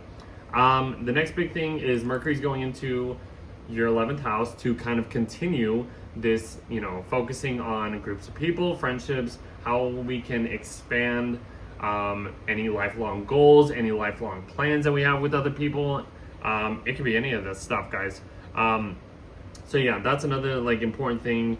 Connect with people, talk with friends, find some consistent, way of like extending this energy instead of just like, because it's a slow moving energy. So it can provide that longevity in a way. So whatever plans or situations you are putting your mindset to. Pluto is stationing retrograde in your 8th house, so this is in the background. It's not the biggest deal in the world. It's in the 8th house, so this is like some really destructuring and restructuring this, this 8th house, this, deeper connections with the relationships, this, a lot of like death situations, no matter if it's real or if it's some financial death situations, inheritance, psychological, did I say psychological connections? I don't know, intimacy, getting really intimate with other people can really like show you a different side to this. Or, I mean, this can give you the good, bad, and ugly when it comes to like, finances, like shared resources. I'm trying to spit out, like you're seeing some like different sides of like some, like let's just say some financial contract, and something gets exposed and you're just like, you're seeing that and you're like, wow, I don't know if, it kind of changes your perspective of any shared resources or shared like financial contract, let alone if it's like taxes, debts, loans, or an extension for your, like, you and a partner's finances, and then you find some, like, I don't know, this is a long transit, guys. I'm just spitballing here. This is going to be here for like 17, 18 years, so I'm just kind of throwing stuff at you. Next big thing is the new moon in Taurus. I don't know, I try to explain these as best as I can, so I really hope it really helps, even if it's just like little things. But this new moon in Taurus really looks really good, guys. This probably looks even better for you guys too. I mean, you get that Taurus, you're a Cancer rising, and you get that stability, that earthiness in your 11th house of like connecting with other people, or how you can find comfort or support in friendships, in groups of people, like groups, colleagues and stuff like that. How can these people help you ground yourself? How can you feel good or find that security when it comes to that? Maybe you end up getting some type of, like, you and a group of people end up getting some like bonus. I don't know, that's just something else. Maybe it doesn't happen, but maybe that kind of gives you that perspective of like, maybe that is a new possibility that kind of helps you feel secure in a way. Because this can be a career, financial situation. Connecting to your audience can really help ground yourself and make you feel good. You're finding good things when it comes to you just connecting, networking with people, working with colleagues, all that kind of stuff. That's what I would say. After that, Mercury goes into your 12th house, connects with Uranus immediately in your 12th house. So, I mean, even for, this 12th house of Gemini for you guys, a lot of like isolation, subconscious stuff, behind the scenes, spiritual mechanisms, it's being shifted and changed up. That can actually, I would think, like, if you are into like spiritual stuff, like this could really get you a little closer or connected to some spiritual guides if you were into that stuff. Mercury Uranus, discovering or experimenting, new ways of kind of expanding that, spiritual side of you in a way. Like it's weird. Going to isolated places could help you expand, or refresh your mindset in a way. That's what I would say about that. Mars will enter 11th house, and then Venus will enter your first house of Cancer. So Mars going into your 11th house, it's just providing that extension of how we can cruise and how we can use this energy of what you've been cooking up, with this 11th house stuff of groups of people, or trying to network with other people, trying to find opportunities, and something to do with like your communities and working in your communities. You're putting a little bit of your actions towards these goals or whatever, and even if it feels a little passive and an extension of like, oh, I got to do this so many times in order to reach that goal or something like that. That's what I would just say. It's just extending this 11th house groundedness, all of that kind of stuff. I hope that makes sense. Venus entering your first house, perfect, guys. You have the two benefics in your first house, Venus and Jupiter, and even the moon at this point, in pointing all three in your first house. So this is really looking good for you guys, for Cancer risings. There's going to be another Venus-Jupiter conjunction happening throughout. It's building up through May, and I think it happens in June. Take advantage of that. That is really providing more juiciness to your personality, providing more just good, what feels good, a lot of growth, a lot of sweetness, a lot of just putting your heart on your sleeve type of energy. And it's just like, it feels good. People feel nice probably being around you, and they will probably around this time. So take advantage of that. I'm loving this energy for the most part for everybody. After that, the sun goes into your 12th house of Gemini, and then we're just kind of building up to the full moon in Sagittarius. So we'll just go to there. So, I mean, the sun entering your 12th house of Gemini is just literally, like I said, just putting the spotlight on this isolation area, this seclusion, kind of purging this cycle out, refreshing it. Once the planets get into your first house next month, this will give you that boost of energy. I mean, Mercury's at this point about to enter it, and then the sun will enter, your first house, let alone that's the summer solstice. But right now, this is just ending cycles. If things kind of feel a little, not so there, take time for yourself. You know what I mean? You have a full moon in Sagittarius happening over here. This is, in your 6th house, and the sun's in your 12th house. These are health houses, you know what I mean? So the 12th house can represent mental health, what you can do to like kind of, release all that maybe internal intentions or whatever.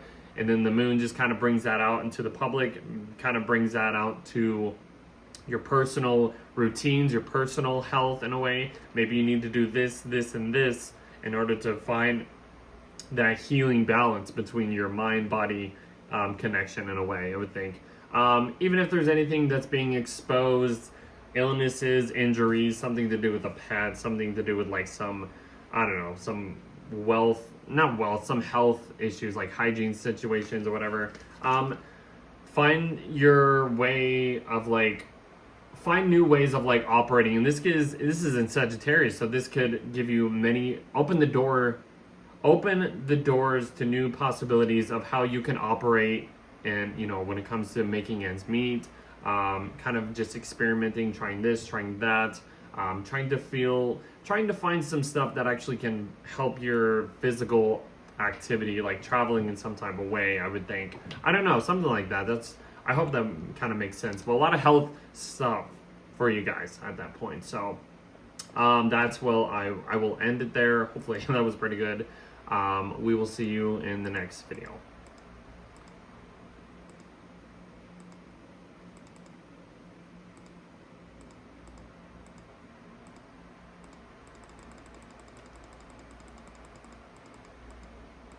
For Leo Risings, welcome. This is your astrological monthly forecast for May. So we start the month with the full moon in Scorpio. So it's the sun's in your 10th house of Taurus, putting the spotlight on your public life, trying to find some support, some groundedness when it comes to your reputation, what you are putting out there into the world.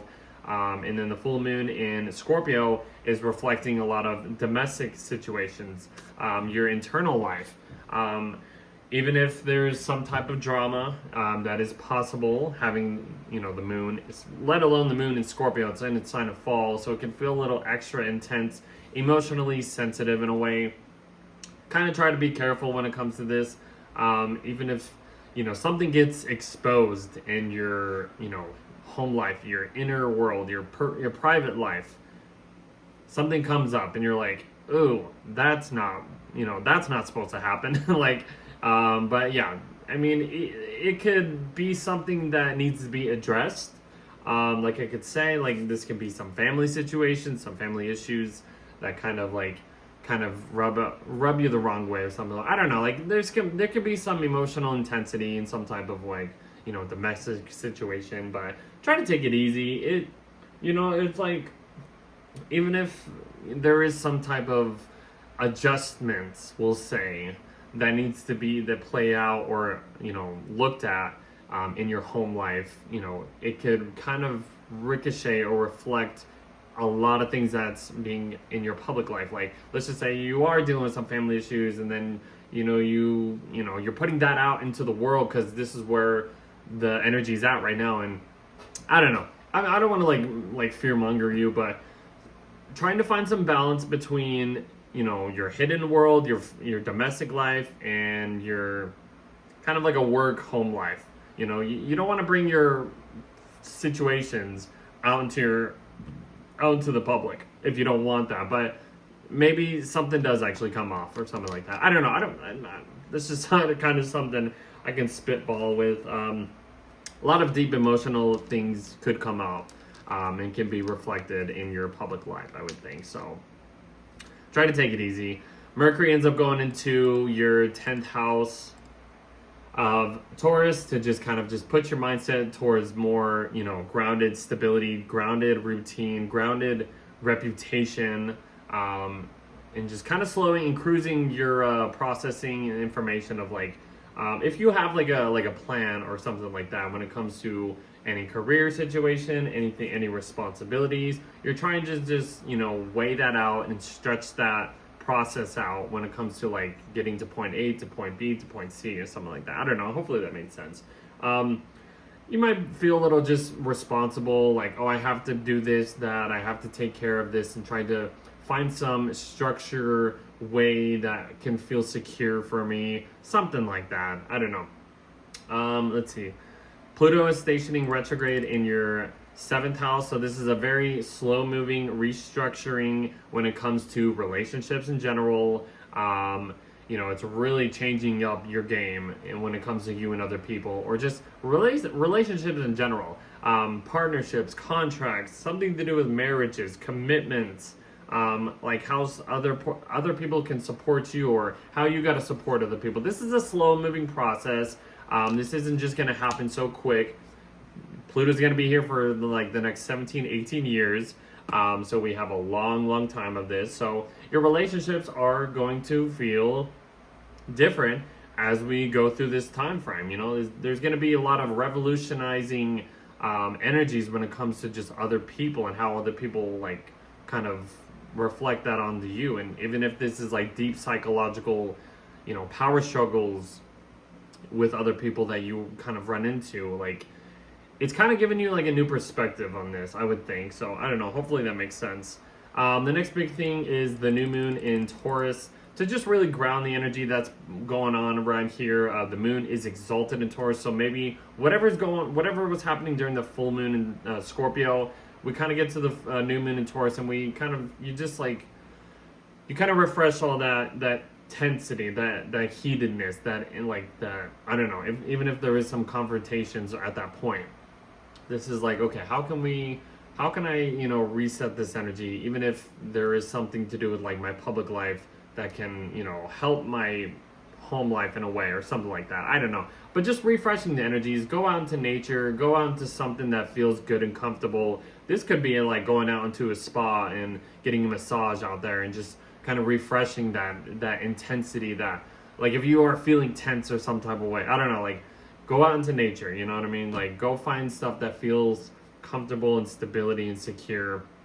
That can really provide that extra goodness if you need it, I would think, during the new moon in Taurus. And then the next big thing is Mercury's going into Gemini, connecting with Uranus in your 11th house. So this is like discovering new possibilities when it comes to, you know, working with groups of people, friendships, networking with other people. You're kind of getting this like outsider perspective, altering some new information, new way of like doing things with other people.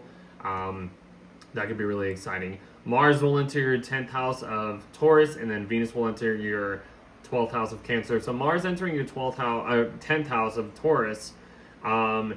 This is just like, let alone Mars being in its sign of detriment, it is trying to ask you to, you know, stretch out this energizing force that Mars likes to do, but it's in detriment. It's in Taurus. It's in like, I need to feel grounded in order to, you know, do this, pursue this short-term goal that I want to desire to go after. So there's a little passive energy in a way, like kind of watch out if there's anything that kind of frustrations in your public life, your career life, or something like that kind of rubs you the wrong way. This can even, you know, affect you, your first house or something. If you have any planets there, it can square that.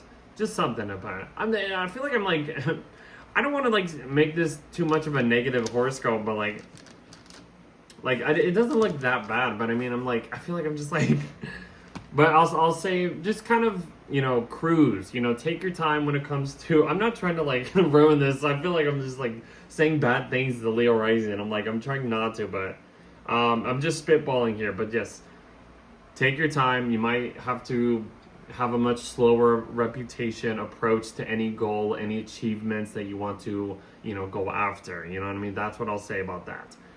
Venus entering your 12th house. You have Venus and Jupiter in your 12th house. This is going to be something good, I can actually really say. So I've saved the best for last, guys.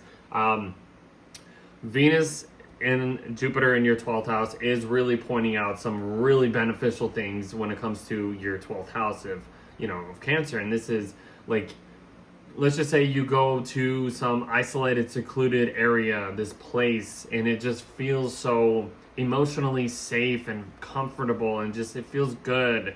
That's what I would think of, you know, kind of doing this. Like even if throughout the month you feel kind of tense, there's a bump there, there's a bump there. You get to this point and you're like, you know what? I need to kind of start to isolate myself. Even if this is, you know, isolating yourself in your home, isolating yourself from people, you need that recharge. This could really be the time that feels good for you guys. So I will give you that good news at least, because that looks really good. After that, the sun, I believe, goes into Gemini, just to extend, like I said, it's just repeating that Uranus, that connecting to other people, groups of people, friendships, all that kind of stuff, and just trying things out, being experimentation, whatever it is, trying new things out when it comes to working with other people, networking with other people. How can you extend or step outside the box when it comes to, you know, working with other people and creating new opportunities or something like that? And that's what I'll say. And then after that, it's just a full moon in Sagittarius. That's really nice. I mean, it is really good, you know, having the sun in Gemini, the moon in Sagittarius, providing that. That's another like a breath of fresh air in a way, I would think. So like, even if the first half of the month kind of feels a little intense, there's a little bit of goodness, at least towards the end of the month, that you can actually look forward to. That's what I would say.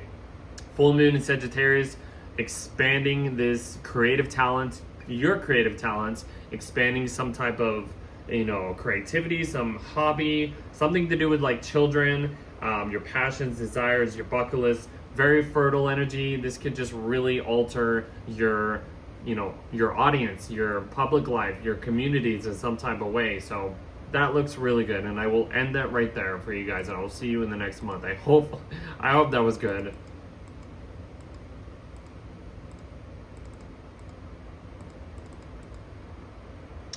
All right, for Virgo Rising, so you start the month with a full moon in Scorpio in your 3rd house.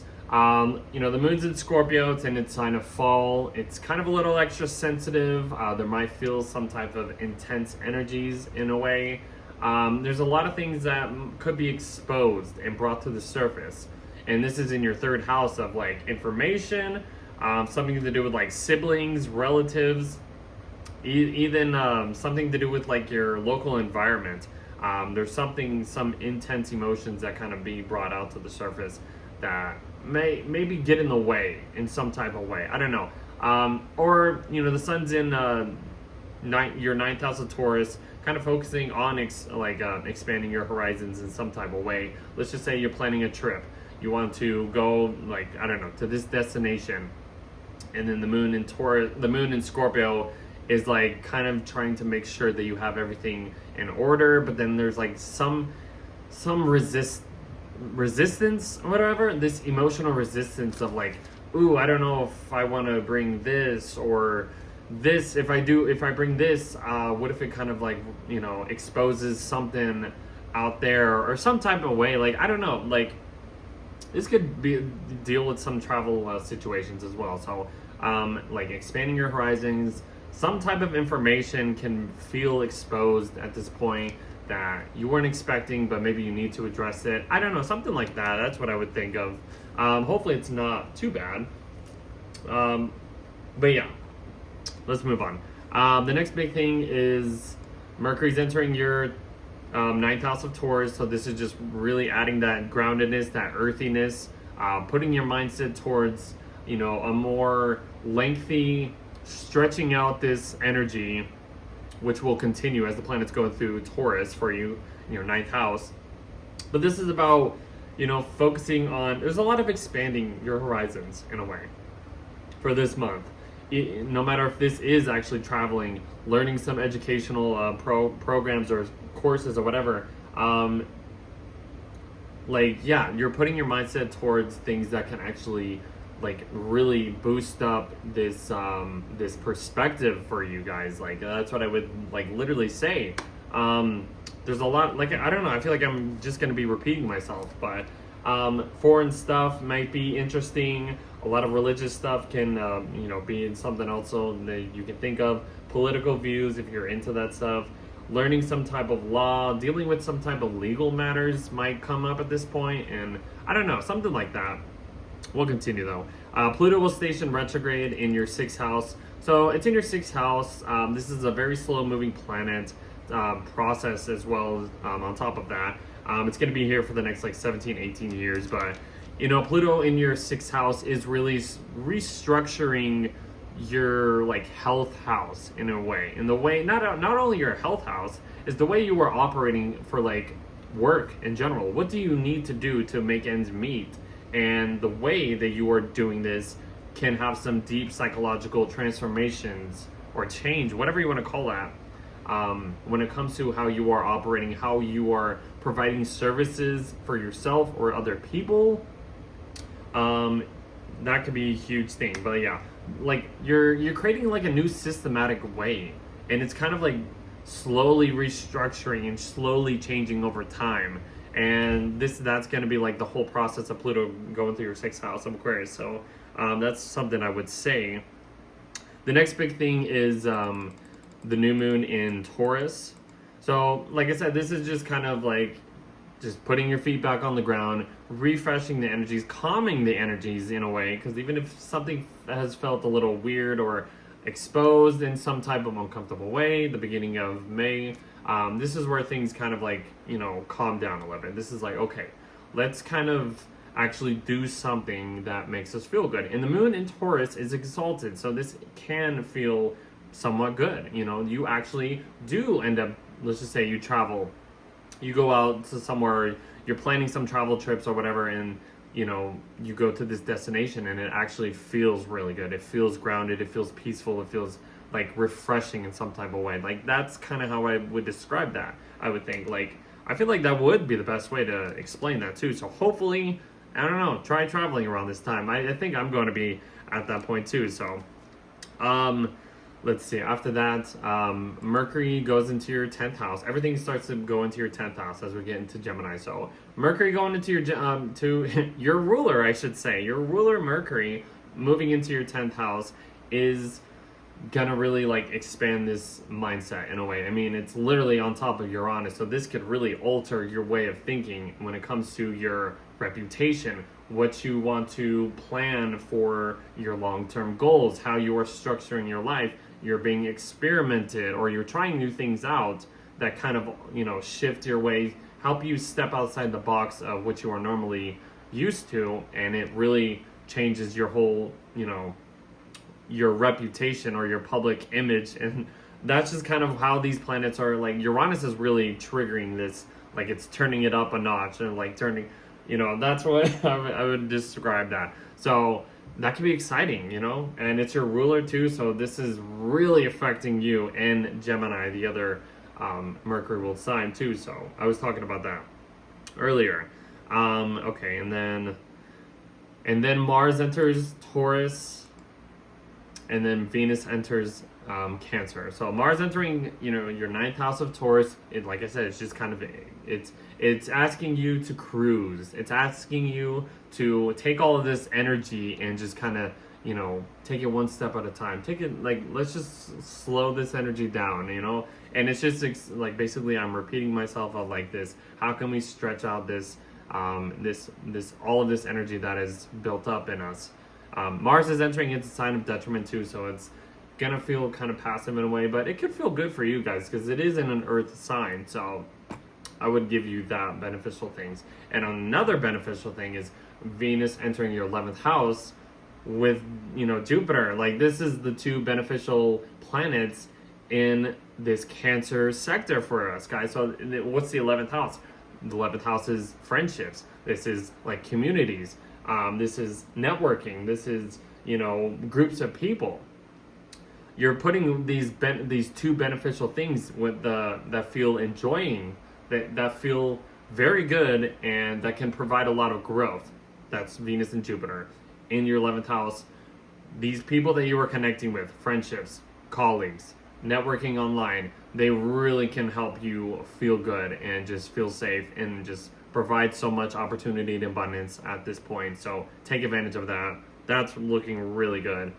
After that, the sun will enter Gemini, and then we get to the full moon in Sagittarius. So there's another full moon happening. Hold on, let me just adjust this.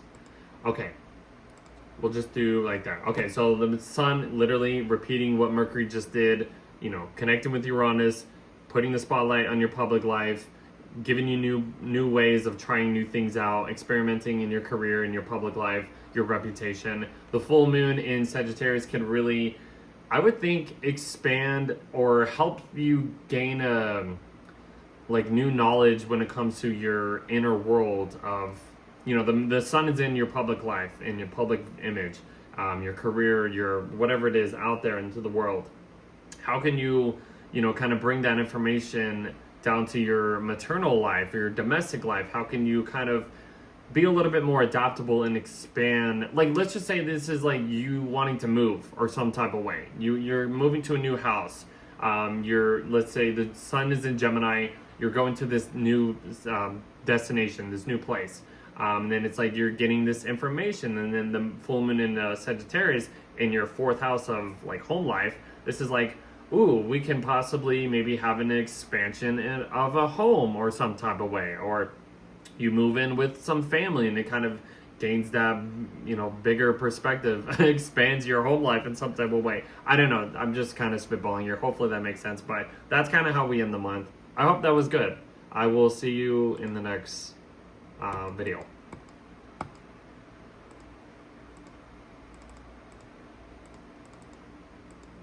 For Libra Rising, so we are starting the month with a full moon in Scorpio in your 2nd house. So these are money houses. Like the sun is in your 8th house of other people's money, an extension of, like, you know, a partner's money, how you can like use more shared resources that can provide that, you know, like that stability and growth, that calmness, that ease, that security in a way. That's from like kind of putting the spotlight on that. And then, excuse me, having the full moon in the opposite sign of Scorpio is kind of bringing it back down to your personal situation. Like, if there's some shared resources, there's some new opportunities, some financial contracts that can really provide more secure growth and stableness. Maybe there's some uncomfortable, emotional intensity, some deep things that might have to be exposed or addressed at or looked at when it comes to your personal finances and stuff like that. What are you like? Is your priorities like looking pretty good? How can you adjust this? How can you, change up some situations that can help you find that balance out of,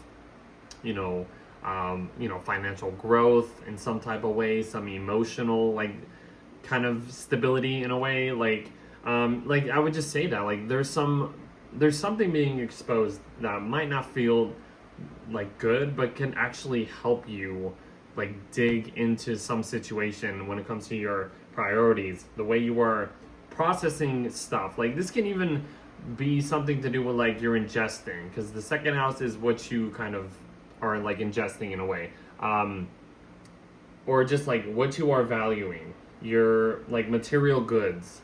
Is there some type of things that you might need to get rid of that actually opens the door for something better in a way? Like, I don't know, that I'm just kind of spitballing here. Hopefully that would be something good. There's a lot of wealth and financial stuff that can change your situation, your perspective on things. I hope that's a good explanation. Mercury ends up going into your, 8th house, putting in the mindset towards these 8th house things, shared resources, psychological connections, intimacy, these financial stuff, a lot of occult and taboo topics, things that you might not want to look at. You might have to look at during this time, but it could provide some growth, I would assume, and hopefully, cross your fingers. That's kind of what the planets are telling you about. You have a lot of planets in your relationship houses, your 7th and 8th, so there's a lot of things pointing towards other people for you guys. Like, that could possibly provide goodness. I would hope so. After that, let's see. Pluto stationing retrograde isn't the biggest deal. It's in your 5th house, so this is a long, slow-moving transit. It's already restructuring and destructuring and, breaking down some old type of ways of like your creative talents, your way of like just creating life in general. This can represent children as well. So, I mean, it's literally a fertile house. Hobbies, children, inspirations, bucket lists, like anything fun. It's really changing up the game. The way your like romantic interests or your dating life might be changed, and it's gonna be shifted in a huge way over time. So I don't know, in the background, not the biggest deal. The next big thing is the new moon in Taurus, to really just ground this energy. Like, let's just, like I was saying, how I started off the horoscope, maybe there's some uncomfortable intensity emotions that might feel exposed during the full moon in Scorpio, but then once we get to the new moon in Taurus, this is where things settle out, and like you like come to agreement with something, and it's just like, okay, this actually can help my growth in some type of way, give me more security. The moon is exalted in Taurus, so that kind of adds that layer of goodness in a way. So like, that's kind of what I'm looking at this point. So hopefully something good happens for you guys here. The next big thing is everything just starts to move into your 9th house of Gemini. Mercury ends up moving into your 9th house of Gemini. It's in its home sign of Gemini, hits Uranus, kind of alters your way of thinking, alters this new, perspective of the world, kind of gets you outside of it just like kind of shakes you outside of a comfort zone, or shakes you outside or breaks you out of a pattern that really expands your mindset, expands your perspective on everything. Your mind is just like mentally overload, I would think, because it's in the 9th house. So that is like knowledge. That is like so much higher educational like stuff. you're discovering, I would think so. And that looks cool, you know. The sun is going to do the same thing too. After that, let's see, Mars enters your 8th house of Taurus to just extend that, you know, energizing force, even if it feels uncomfortable, because Mars is entering its sign of detriment in Taurus. But there's like a slow moving process that you can, you know, stretch out this energy and, you know, kind of take one step at a time for whatever situations are happening. Are happening at this point. I know my hand like kind of got in the camera, so. And then Venus enters your 10th house of Cancer, and this is looking good, guys. You have the two benefics, Venus and Jupiter, and even the Moon at this point in your 10th house of really like putting the spotlight of a lot of beneficial things when it comes to your public life. So maybe whatever is happening with these like financial contracts with these other people, you know, end up being like beneficially, like, I don't know, providing a lot of beneficial energies in your public life, in your career. You end up signing your contract, and then it's like your career life gets boosted in the most, you know, nicest way possible or something. I don't know. I'm being a little bit over the top by saying that, but that's just something you can like, I can explain. Yeah, Jupiter, Venus, and the 10th house looks really good, guys. The sun will enter Gemini, literally do the same thing, go on top of Uranus, all that fun stuff. So, and then we end the month with the full moon in Sagittarius to just like really just kind of help you expand this mindset, this little information that can really, like, even if you are like something is being illuminated when it comes to your local environment, some new information, like you want to travel, you got to make sure that you have the right, you know, things, but maybe there's some new things that kind of pop off and help you learn information, travel, and like something like that. I don't know, like this is just can be any of that. Yeah, I mean, that's a good way of explaining that and ending that. That's kind of how we end the month. I hope that makes sense. We'll see you in the next month.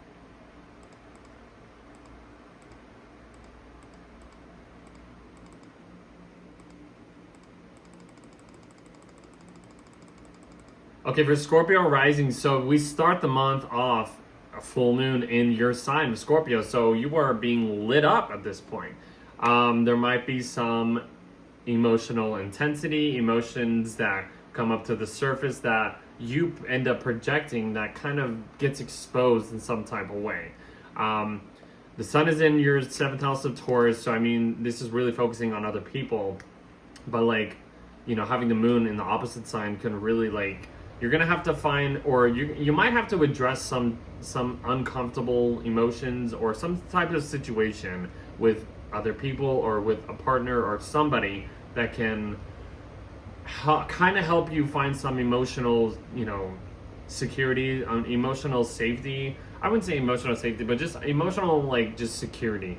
Like, even if, like, I know a lot of Scorpios, they're very hidden, they're very secretive, they're very, like, you know, I need to feel, like, intertwined with this partner or with somebody. It's a very deep, you know, it has a lot of depth to it, you know? So, like, all of this depth and resentment or some type of something is being exposed for your personality, your identity.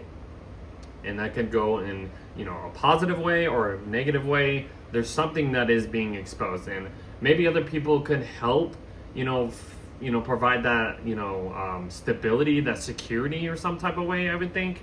I would hope so. So yeah, the next big thing is, what is it?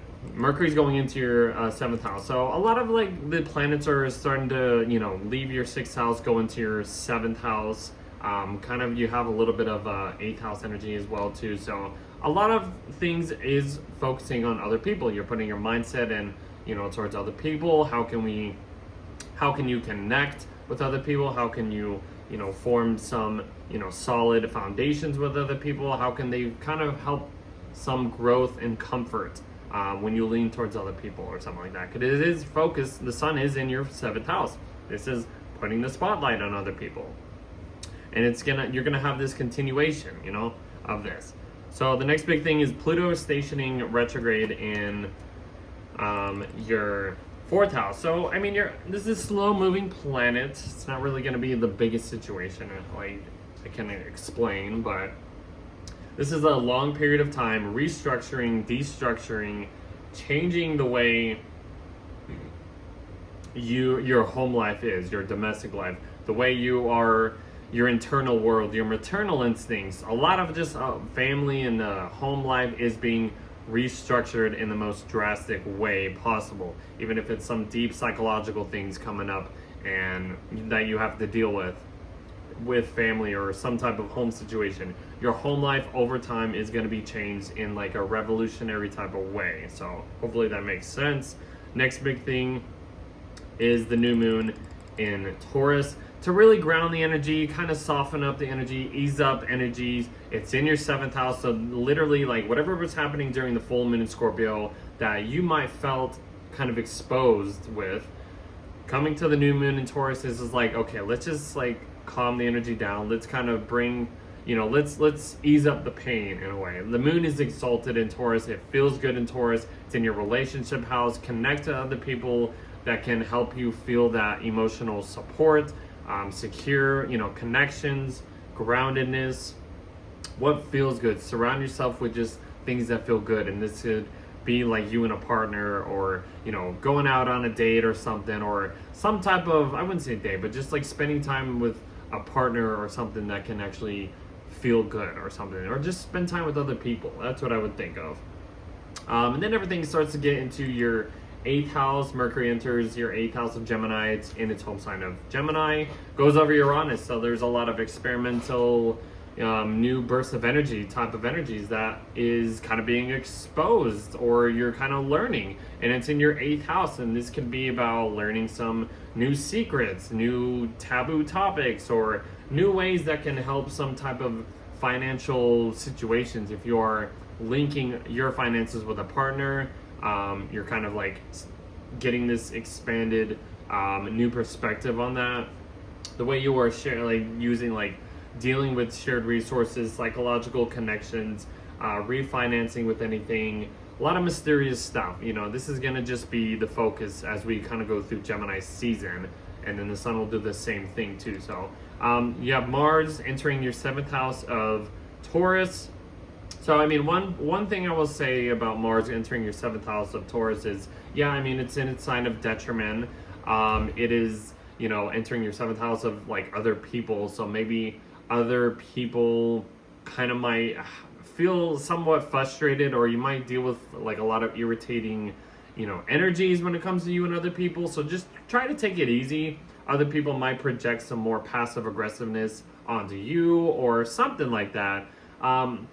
I would think a good thing to explain this is just trying to just give somebody a little bit of space. If somebody is feeling overloaded or feeling like, oh, this is too much, give them a little bit of space. Maybe whatever. Maybe they just need that. But if there's any partnerships or things that you want to do with somebody or whatever, I don't know. This will give you some type of energy, but you're gonna have to stretch it. You're gonna have to stretch this long-term energy. I wouldn't say long-term energy, but just kind of take it easy when it comes to partnerships. That's all I'm going to really say at that point. Because there could be some confrontations. That's what I'll add, and then I'll end. So just, you have Venus going into your 9th house, and you have Venus and Jupiter, the 2 benefic planets, let alone the moon at this point, in your 9th house of Cancer. And this is going to feel good, guys. Venus in Cancer already, loves to feel, safe and secure, where it's hard on its sleeve. It's in the sign of Cancer. This is really, providing that emotional energy that, could feel good for you, Scorpios. A lot of growth, a lot of, traveling, stuff to do with traveling, higher perspectives, learning, teaching, political views, just going to places that feel good. This would be a good example, going to the beach and just relaxing, and finding that beneficial energy. It's in Cancer. It's in, you have growth, Jupiter there. You have the ease and the niceness that Venus provides there that feels safe. This would be a good time to go to the beach for you guys. I'm just saying, but yeah, connect to those foreign people.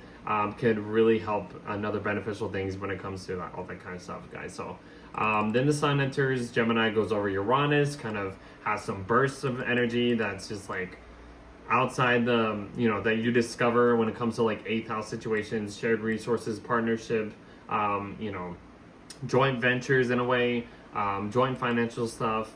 You have a full moon in Sagittarius in your second house that can actually kind of bring back down to like whatever like financial, shared resources, all that kind of stuff, psychological connections, refinances that the sun is pointing at, other people's money. The moon in your second house in Sagittarius can really bring that back down to your personal space, your personal finances. How can you expand or have some type of extension that can help your financial stuff, your wealth in general, your security. Learn to, expand your values or your financial investments, and you end up maybe, I don't know, something beneficial happens that kind of like alters your way of like when it comes to possessions and priorities. I hope that makes sense. It's money houses, guys. So this is money houses. Having other people, give you an inheritance of money or inheritance of something that really kind of provides and expands your personal values in some type of way. That's what I'll end with. I will see you in the next month.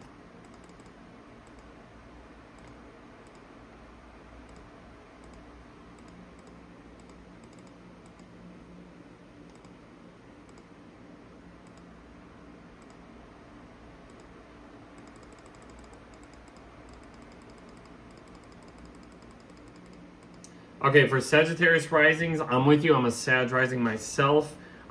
This is our May 2026. Oh my god, I didn't know what I was going to say. Horoscope. So we start the month with a full moon in our 12th house of Scorpio. So this can feel like really like a lot of a lot of exposure happening when it comes to like some hidden things that we are discovering at that point. Even if it feels uncomfortable. Like the 12th house is kind of like our attic. It's like something that we are not really focused on. It's behind the scenes. Nobody knows what's going on in that area of chart. And when you have the sun shining its light and then the moon is reflecting all that stuff in there, it's really like we're seeing all the cobwebs, the spiders, the skeletons in the closet. We're seeing all of this exposed deep things that we are kept hidden, but it's coming to light at this point. We are discovering some deep psychological messages or something to do with our dreams that are popping up, and we're seeing that. We're being exposed to that stuff, guys. So even if it feels some type of weird uncomfortableness, there might be something there that we need to look at. That's what this is saying. So this could also provide more mental healing too. Looking at some type of situation that has been that we have felt oh, we need to hide that, but it comes out to the public, and it's okay, maybe we do need to release that and purge that and clean out all this junk in a way. That's what I would think of, and that could help our physical health and our how we operate in our daily life and routines and stuff like that, having the sun in Taurus. The next big thing is Mercury's going into Taurus to just kind of put our mindset towards just what we need to do to make ends meet. And we kind of Mercury, the mindset, the way we are processing information gets a little slower, gets a little bit of an extension, or we gotta we just start to think a more grounded way of providing more secure routines. What do we need to do in our work situation? How do we need to operate in a more slower, pacing ourselves? That's kind of what I would think of, just creating a more slower, systematic way of operating, providing services for yourself, or just making ends meet and doing what's necessary. And that will provide the more growth, the stability that is being offered at that point. So kind of pace yourself at that point, guys. A lot of the planets going into Taurus will kind of help us ground ourselves, even if we don't feel like we want to. We need that groundedness in a way to extend this energy.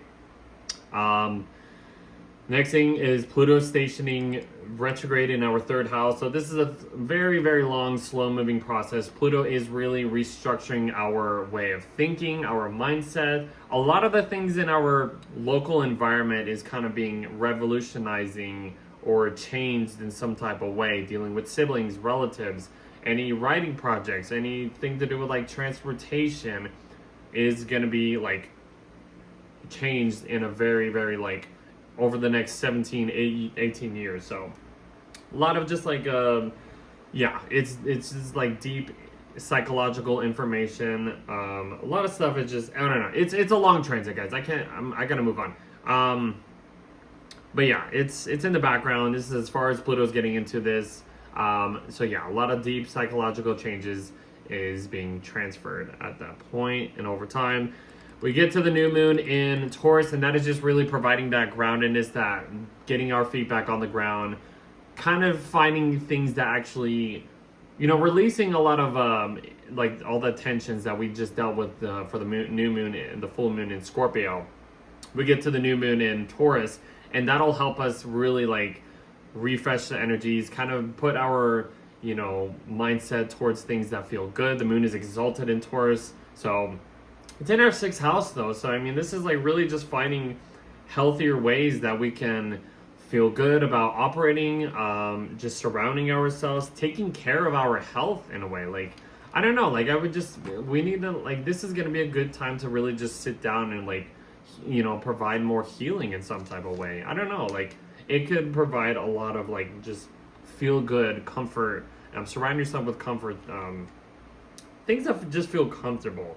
Yeah, I mean, that's what I would just say. Like, finding a more long-term, longevity, systematic way to provide, things that feel good, that can actually feel sustainable over time in the way we work, the way we are processing, just servicing other people in general, or just like taking care of our health, just focusing on that type of stuff. Hopefully that makes sense. After that, Mercury, everything's just going into Gemini. Mercury goes into Gemini, connects with Uranus. This is just really discovering a lot of new information, a burst of new information when it comes to like relationships in general, partnerships, contracts. A lot of things are just opening our mind towards new possibilities, stepping outside the box. If you think about this, you hear this information that really alters your way of like dealing with other people. That looks really good. Then Mars gets into our sixth house of Taurus, and Mars is entering its sign of detriment. So, but it will kind of help us, provide a more like stretching out this energy that has been cooking up for this, sixth house area. And this is, work. This is creating systems, creating a more stable system, creating more, things that needs to feel good, and just so we can, make ends meet. And we need to just have like a good operating system. And even if things kind of feel a little passive, a little like, we can't rush things in a way. There might be some type of passive aggressive type of energy, either with a coworker or things to do with like your workspace in general. I don't know. I would think Mars being in the sixth house can provide that joy, because Mars likes to be in the sixth house. So maybe this can help us a little bit with our energizing, goals that we want to attack and go after, but just stretching out this energy and taking one step at a time when it comes to just anything that can provide that long-term stability, or just wealth. I guess you could say that long-term just stableness, I would think. Venus goes into our 8th house, and we have Venus and Jupiter, our ruler, in our 8th house to provide more beneficial things when it comes to shared resources, maybe just inheritance. Our money situation gets boosted in another good way, because I feel like having Jupiter here in our 8th house has been, maybe in just from my point of perspective, that my financial situation has benefited in the most like best way possible, and hopefully we kind of continue this. Having Venus in our 8th house really kind of gives us the chance to connect a little deeper with other people, and have other people just, what feels safe with other people. You have these, I don't know, maybe you and a partner, you know, you have a good intimate night, and it feels really good to just like connect and just have that emotional, you know, support and comfort with somebody. I don't know. This could be really, really good to get a little bit deeper with a partner, with other people, with some financial situations. I don't know. It's looking really good, guys. I'm loving this. And then the sun will enter the seventh house of Gemini to just put the spotlight on other people and just repeat what Mercury just did. You know, provide that stepping outside the box type of energy when it comes to, you know, Uranus and Gemini. You know, new discoveries, experimenting with new things. Other people can really help us step outside the box, all that kind of stuff. So that looks really good. After that, it's just the full moon in Sagittarius. So at the end of the month, we get the spotlight, we get the illumination, we get the moon at its fullest in our first house. So, you know, this is really like illuminating something to do with our personality in the most drastic way. And it can feel really good. It can feel like there's some type of expansion in how we present ourselves, or how we kind of look forward to the future and be more optimistic and hopeful. That's what I will say, and I will end that. I'm really excited about this month, guys. So we will see you in the next video.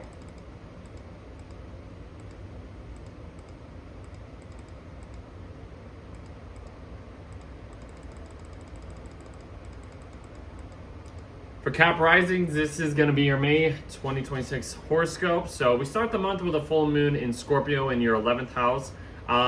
So, I mean, I've been saying like there's a lot of exposure, a lot of things coming up to the surface, even if it feels a little intense, a little uncomfortable. It's in your 11th house of like other people, like friendships, groups of people, networking, a lot of your hopes and dreams for life in general.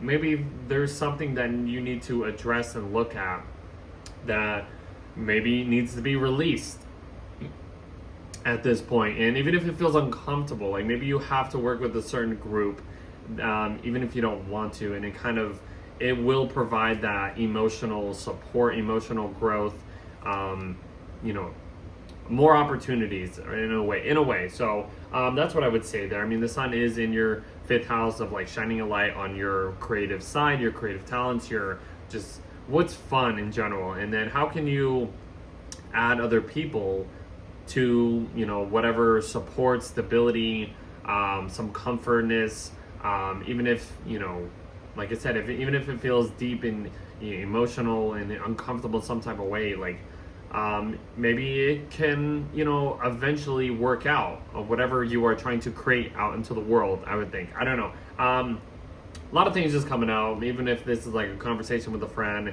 and you have to, some exposure, some secrets are being out there or something like that. I don't know. This can be some financial stuff as well, that you end up getting some type of like, you have to focus when it comes to like some financial career bonus, or I don't know, like this, because it is kind of a money house in a way, but friendships, alliances, networking with other people, you know, something is being exposed at that point. Next big thing is Mercury, I believe, is going into Taurus. So Mercury enters your 5th house of Taurus to provide more of that groundedness, slows down the way you were thinking. That's just Earth sign of when Mercury's in an Earth sign. It's really, I mean, maybe you're focusing on more creative things. You're focusing on more fun activities. If you're looking to date and kind of mingle with people, maybe this is a good time.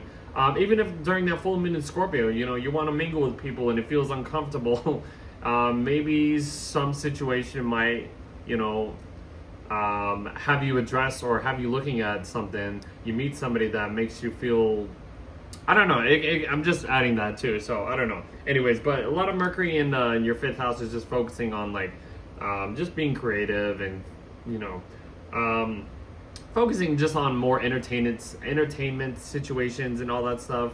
What's fun for you? Just enjoy comfort and Taurus themes and stuff like that. Like that's kind of what I would think. Pluto is stationing retrograde in your 2nd house. So this is a slow moving transit. It's not going to be like I can explain all of it in 1 second, but there's been a lot of restructuring and destructuring, breaking down old systems, a way of you're operating your financial stuff, priorities, possessions, what you are valuing, security in general, your work ethic. This is just going to continue over time. 17, 18 years of left that we have Pluto in Aquarius. So you're going to look at this as a huge revolutionary time when it comes to your, security in general. After that, we get the new moon in Taurus. So we get the new moon in Taurus. This is just really grounding the situation. Whatever, entertainment, whatever feels good, it's just really, it's giving you the chance to set new intentions in a hobby, your creative talents, what you want to pursue out into the life. Dating, romance, something to do with children. The moon is exalted in Taurus, so this could help add that layer of what feels good or what could feel good in a way. So that's kind of just where we are at this point. Next big thing is just everything starts to go into Gemini. Mercury goes into Gemini, connects with Uranus, kind of finds some new, way of doing, operating in your way of services, work in general, new discoveries with physical health situations that kind of help you heal some situations. I don't know, something like that. The sun's going to do the same thing too. And then after that, Mars enters your 5th house of Taurus, and then Venus enters your 7th house of Cancer. That's looking really good. But Mars entering your sign of your 5th house of Taurus can just provide that, so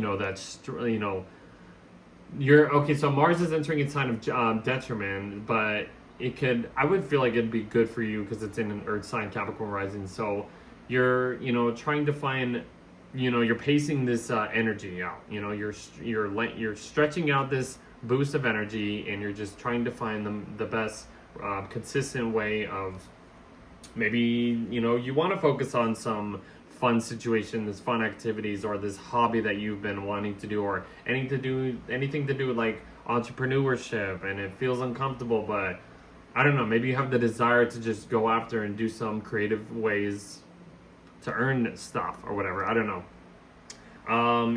This could maybe also get you desire to be a little bit more romantic and mingle with people. I don't know. This could go anywhere. Let's move on. I gotta talk about Venus and Cancer in your 7th house. So you have Jupiter and Venus, let alone the moon at this point, in your 7th house of Cancer. This is looking really good, guys. Giving you a lot of beneficial things when it comes to relationships, emotional support, commitments, and all that kind of stuff. That's looking really good. Connect with other people, lean towards other people. How can other people provide more beneficial things for you? That's what this is saying. Then the sun enters Gemini in your 6th house, just providing that this is what the spotlight is looking at, your routines, your work situations, trying to, have a variety of things of supporting yourself, making ends meet. It's on Uranus too, so this is really trying new systematic operations, in work, or trying to take care of some health situation. I don't know, something like that. It's just continuing what I just said about Mercury. So, and then after that, the full moon in Sagittarius is in your 12th house. So there's a lot of hidden things being exposed in a way, but it's not so Scorpio exposing, but this is kind of seeing some type of new adventure, or new isolated, secluded area that kind of can provide more healing when it comes to your mental health, or a lot of subconscious dreams, messages through your dreams can be, coming out. I don't know, I'm just spitballing here, but it's in your 12th house, so this is kind of looking at, this is looking into your attic. This is looking at, you're putting a flashlight in this dark area, and you're kind of seeing what needs to be cleared out, and what can actually, what do you need and what do you not need, and that can help some type of expansion of clearing this out for this, or something like that. I don't know. Health situations in general, but that's kind of what I would provide about that. Hopefully it makes sense. I will see you in the next month.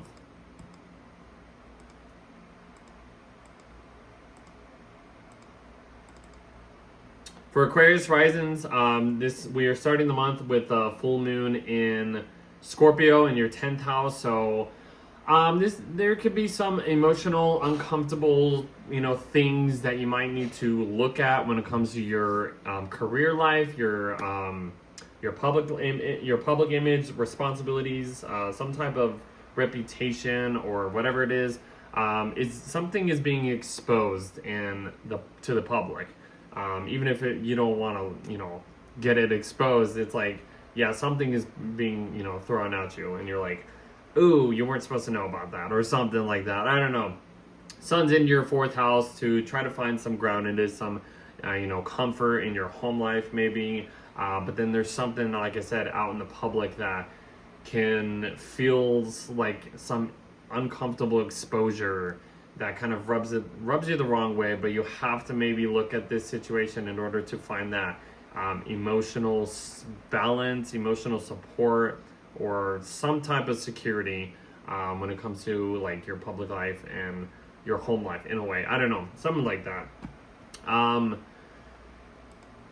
So the next thing is Mercury enters your fourth house of Taurus. That is just kind of just putting your mindset towards, just giving you a more like a more supportive I wouldn't say emotional, but like a more secure kind of way of like, just expressing something. I mean, it is it's like really lighting up your maternal instincts in a way. And it's like you're finding ways to take care of yourself, and that can feel good, that can feel comfortable, that can feel safe and secure. I don't know, maybe this is family, people, anybody in your family that can provide that nourishment in a way. Or you doing the same thing to other people. I don't know, you're just kind of thinking about stuff around your home life.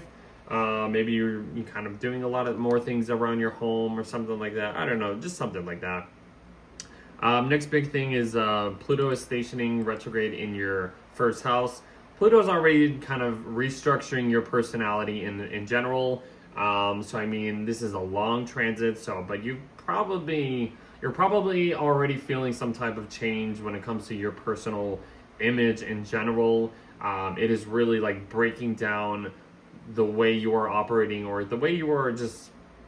It's just restructuring your personality. It's revolutionizing a new form for you, and it's going to be in your sign for the next like 17-18 years. Hopefully that makes sense. That's just in the background.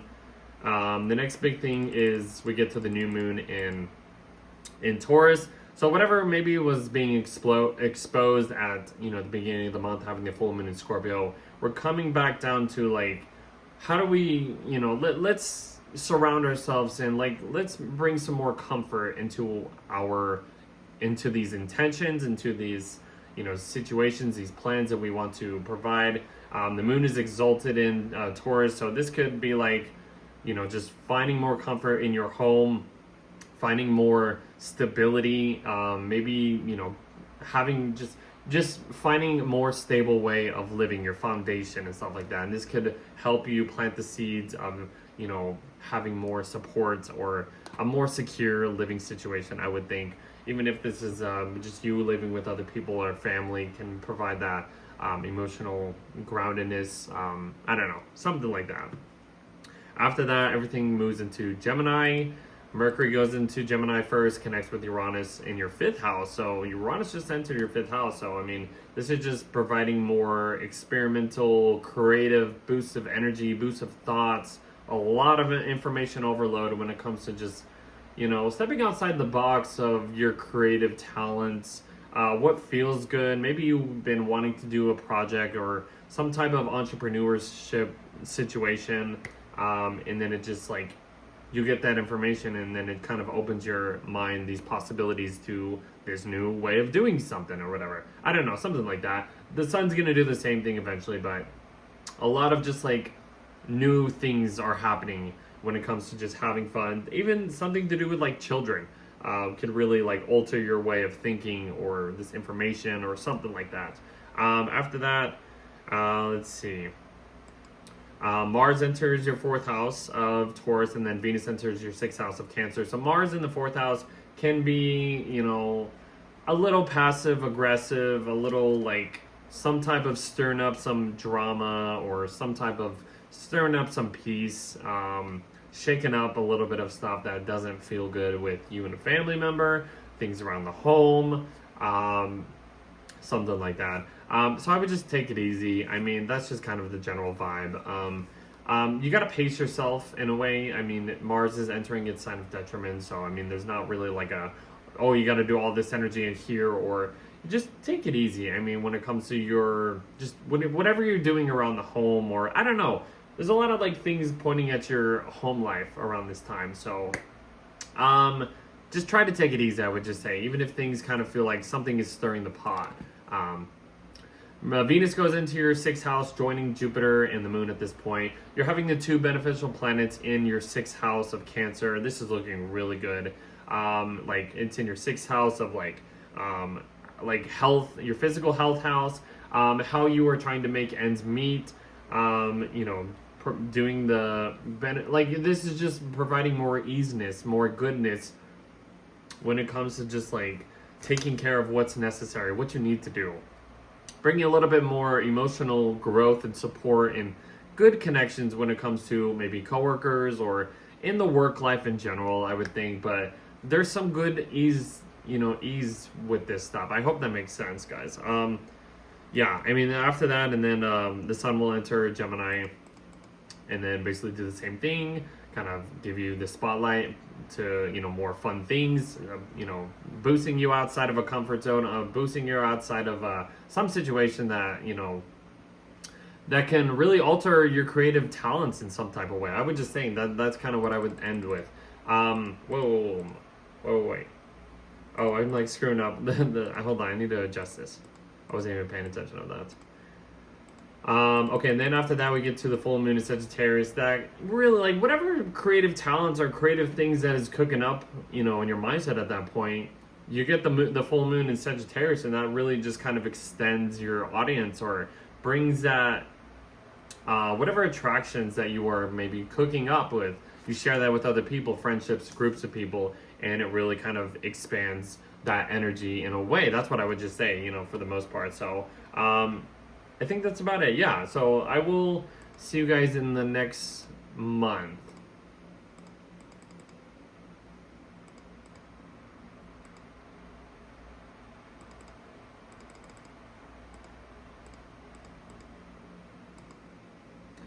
For Pisces Risings, this is your horoscope for May 2026. So we start the month with the full moon in Scorpio in your 9th house. So, I mean, this could feel a little, you know, like something is being exposed in some type of way. And this could feel like, you know, I like one layer, I would think, you know, getting some political views or information that kind of doesn't feel right with you, but you have to maybe look at it in a way. That's just one layer, I would think.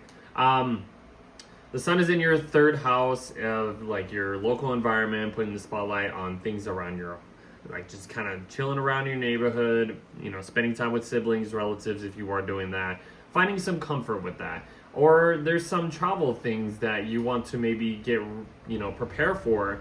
And then the full moon in Scorpio is like, yeah, but what you got to look at this situation if this happens, and maybe that kind of rubs you the wrong way or some type of way. So you got to make sure, like, let's just say you got to get your ducks in a row. You got to get all the information that you need before you can actually pursue a trip or some type of expansiveness, or like expanding your horizons in some type of way.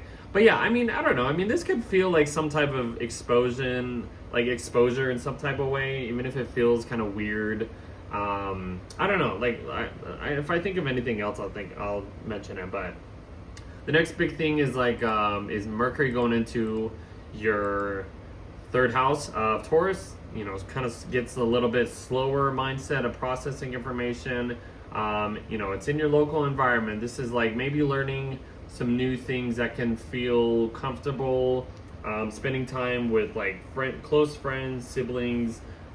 Maybe you're active on social media in some type of way, learning some new ways, just connecting and just, you know, I don't know, like gossiping in a more way that feels kind of good. I don't know, like I'm just throwing something out there, but like if you are doing some type of writing project or trying to focus on some type of transportation, this can help you really look at, just be a little bit more patient and like, I don't know, find things that can actually provide more, some type of growth in a way. I don't know, like, yeah, that's what I would just say. Your mindset is just going to be maybe focusing on like just more slower processing ways of just what's enjoyable in a way. I mean, that's just Taurus in general. Like, what is enjoyable and what can you do around your neighborhood to like really, focus on that? I don't know, like something like that, I guess. The next big thing is Pluto stationing retrograde in your 12th house. So this is a slow moving planet. It's already restructuring this like spiritual kind of isolated, subconscious mental health, type of house in general. And it's going to be here for the next like 17, 18 years. So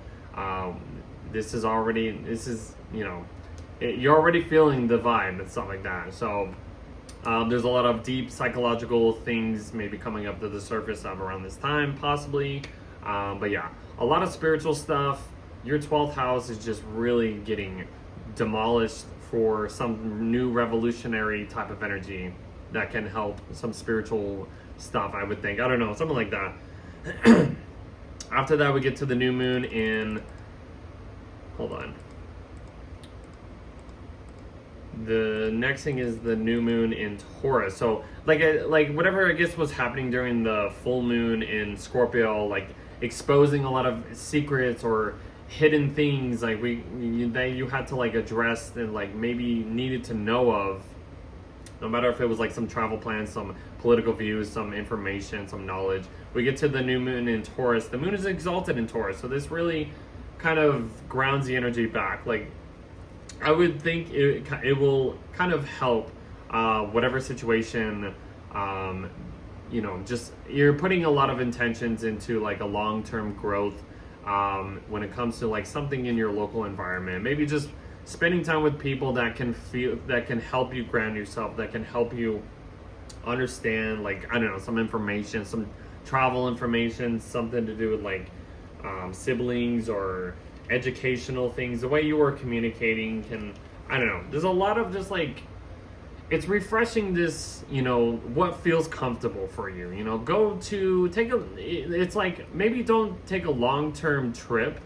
Maybe there's a lot of like, resentment there with the full moon in Scorpio, and then you get to the new moon in Taurus, and it's like maybe asking you, take a little short trip, go to this area, and, find some like places that feel good actually. Maybe that's what you need. I don't know. I'm just kind of throwing that out there too, but just to kind of side note that.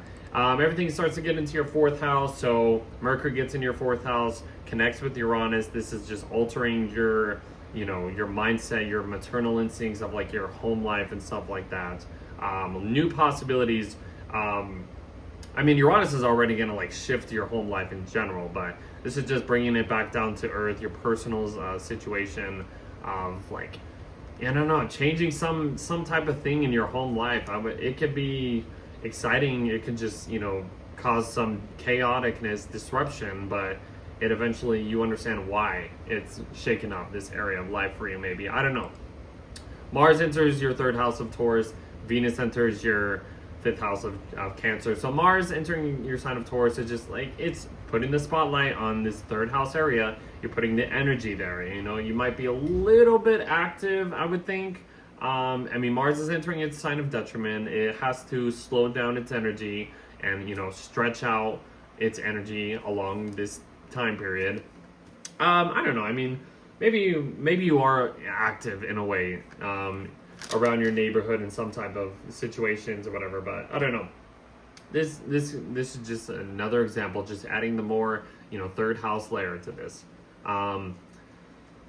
Venus entering your 5th house is just it's providing more beneficial things. It's alongside Jupiter and the moon at this point, so having the 2 benefics, Jupiter and Venus, in your 5th house is really, really adding this sweetness. It's in your 5th house, guys. Like, this is as good as it's gonna get when it comes to like, your creative side. If you want to mingle with people, like, go for this at this point. This is telling you this is gonna provide a lot of beneficial things when you are, if you have some romantic interest or something. spending time with children, do a lot of things with like children activities and stuff like that could really help provide that emotional goodness and stuff like that. So that's kind of what I would think there. And then the sun gets into Gemini, and then we get to the full moon in, full moon in Sagittarius to end the month. So the sun is entering your, your fourth house, putting the spotlight on your home life, maybe renovating some type of things around your home, spending time with family, just kind of putting your maternal instincts on notice. Your intuition might be a little heightened. Anything you want to do around the house. I mean, I don't know, your home life, and then is being focused. But then the moon in your 10th house is kind of expanding this, I guess this energy. It's kind of it's illuminating a lot more hopefulness when it comes to growth in your career and your public life. Trying to find some good, balance between your home life or your private life and your public life. And I don't know, finding some type of knowledge or some type of expansiveness that can really boost your public life in some type of way, I would think. I don't know, something like that. I hope that makes sense, guys. I know I was like trying to rush this video. This is a longer video, I should say. But that's May, guys. I mean, I really hope you guys enjoyed this. Let me just kind of go back to this. Little longer video, very exciting month, I would think, ups and downs, kind of, whatever, but I don't know, May doesn't look that bad though, honestly, guys. I mean, May's really looking good. After May though, guys, we get a lot more retrograde energies, and a lot of things are changing up this summer, guys. So I would just say take advantage of May as much as you possibly can, because like I said, for the rest of the year, guys, we're kind of in this, like, there's a lot of new things happening. Jupiter is going to be ending its time in Cancer next month, moving into Leo. We're going to have the nodes shift into Aquarius and Leo by July. Eclipses are going to be in those two signs as well. And then there's just for the rest of the year, like, we get little pockets of maybe like, goodness, but the rest of the year is looking quite different, I would say. So buckle up if you are, guys, if you are still here, and kind of prepare for that type of energy. So I will leave you with that. Thank you all for being here, staying with me for this longer video. Please like, share, subscribe if you haven't already, and I will see you, and follow me on all my socials and stuff like that. And I'll see you in the next month.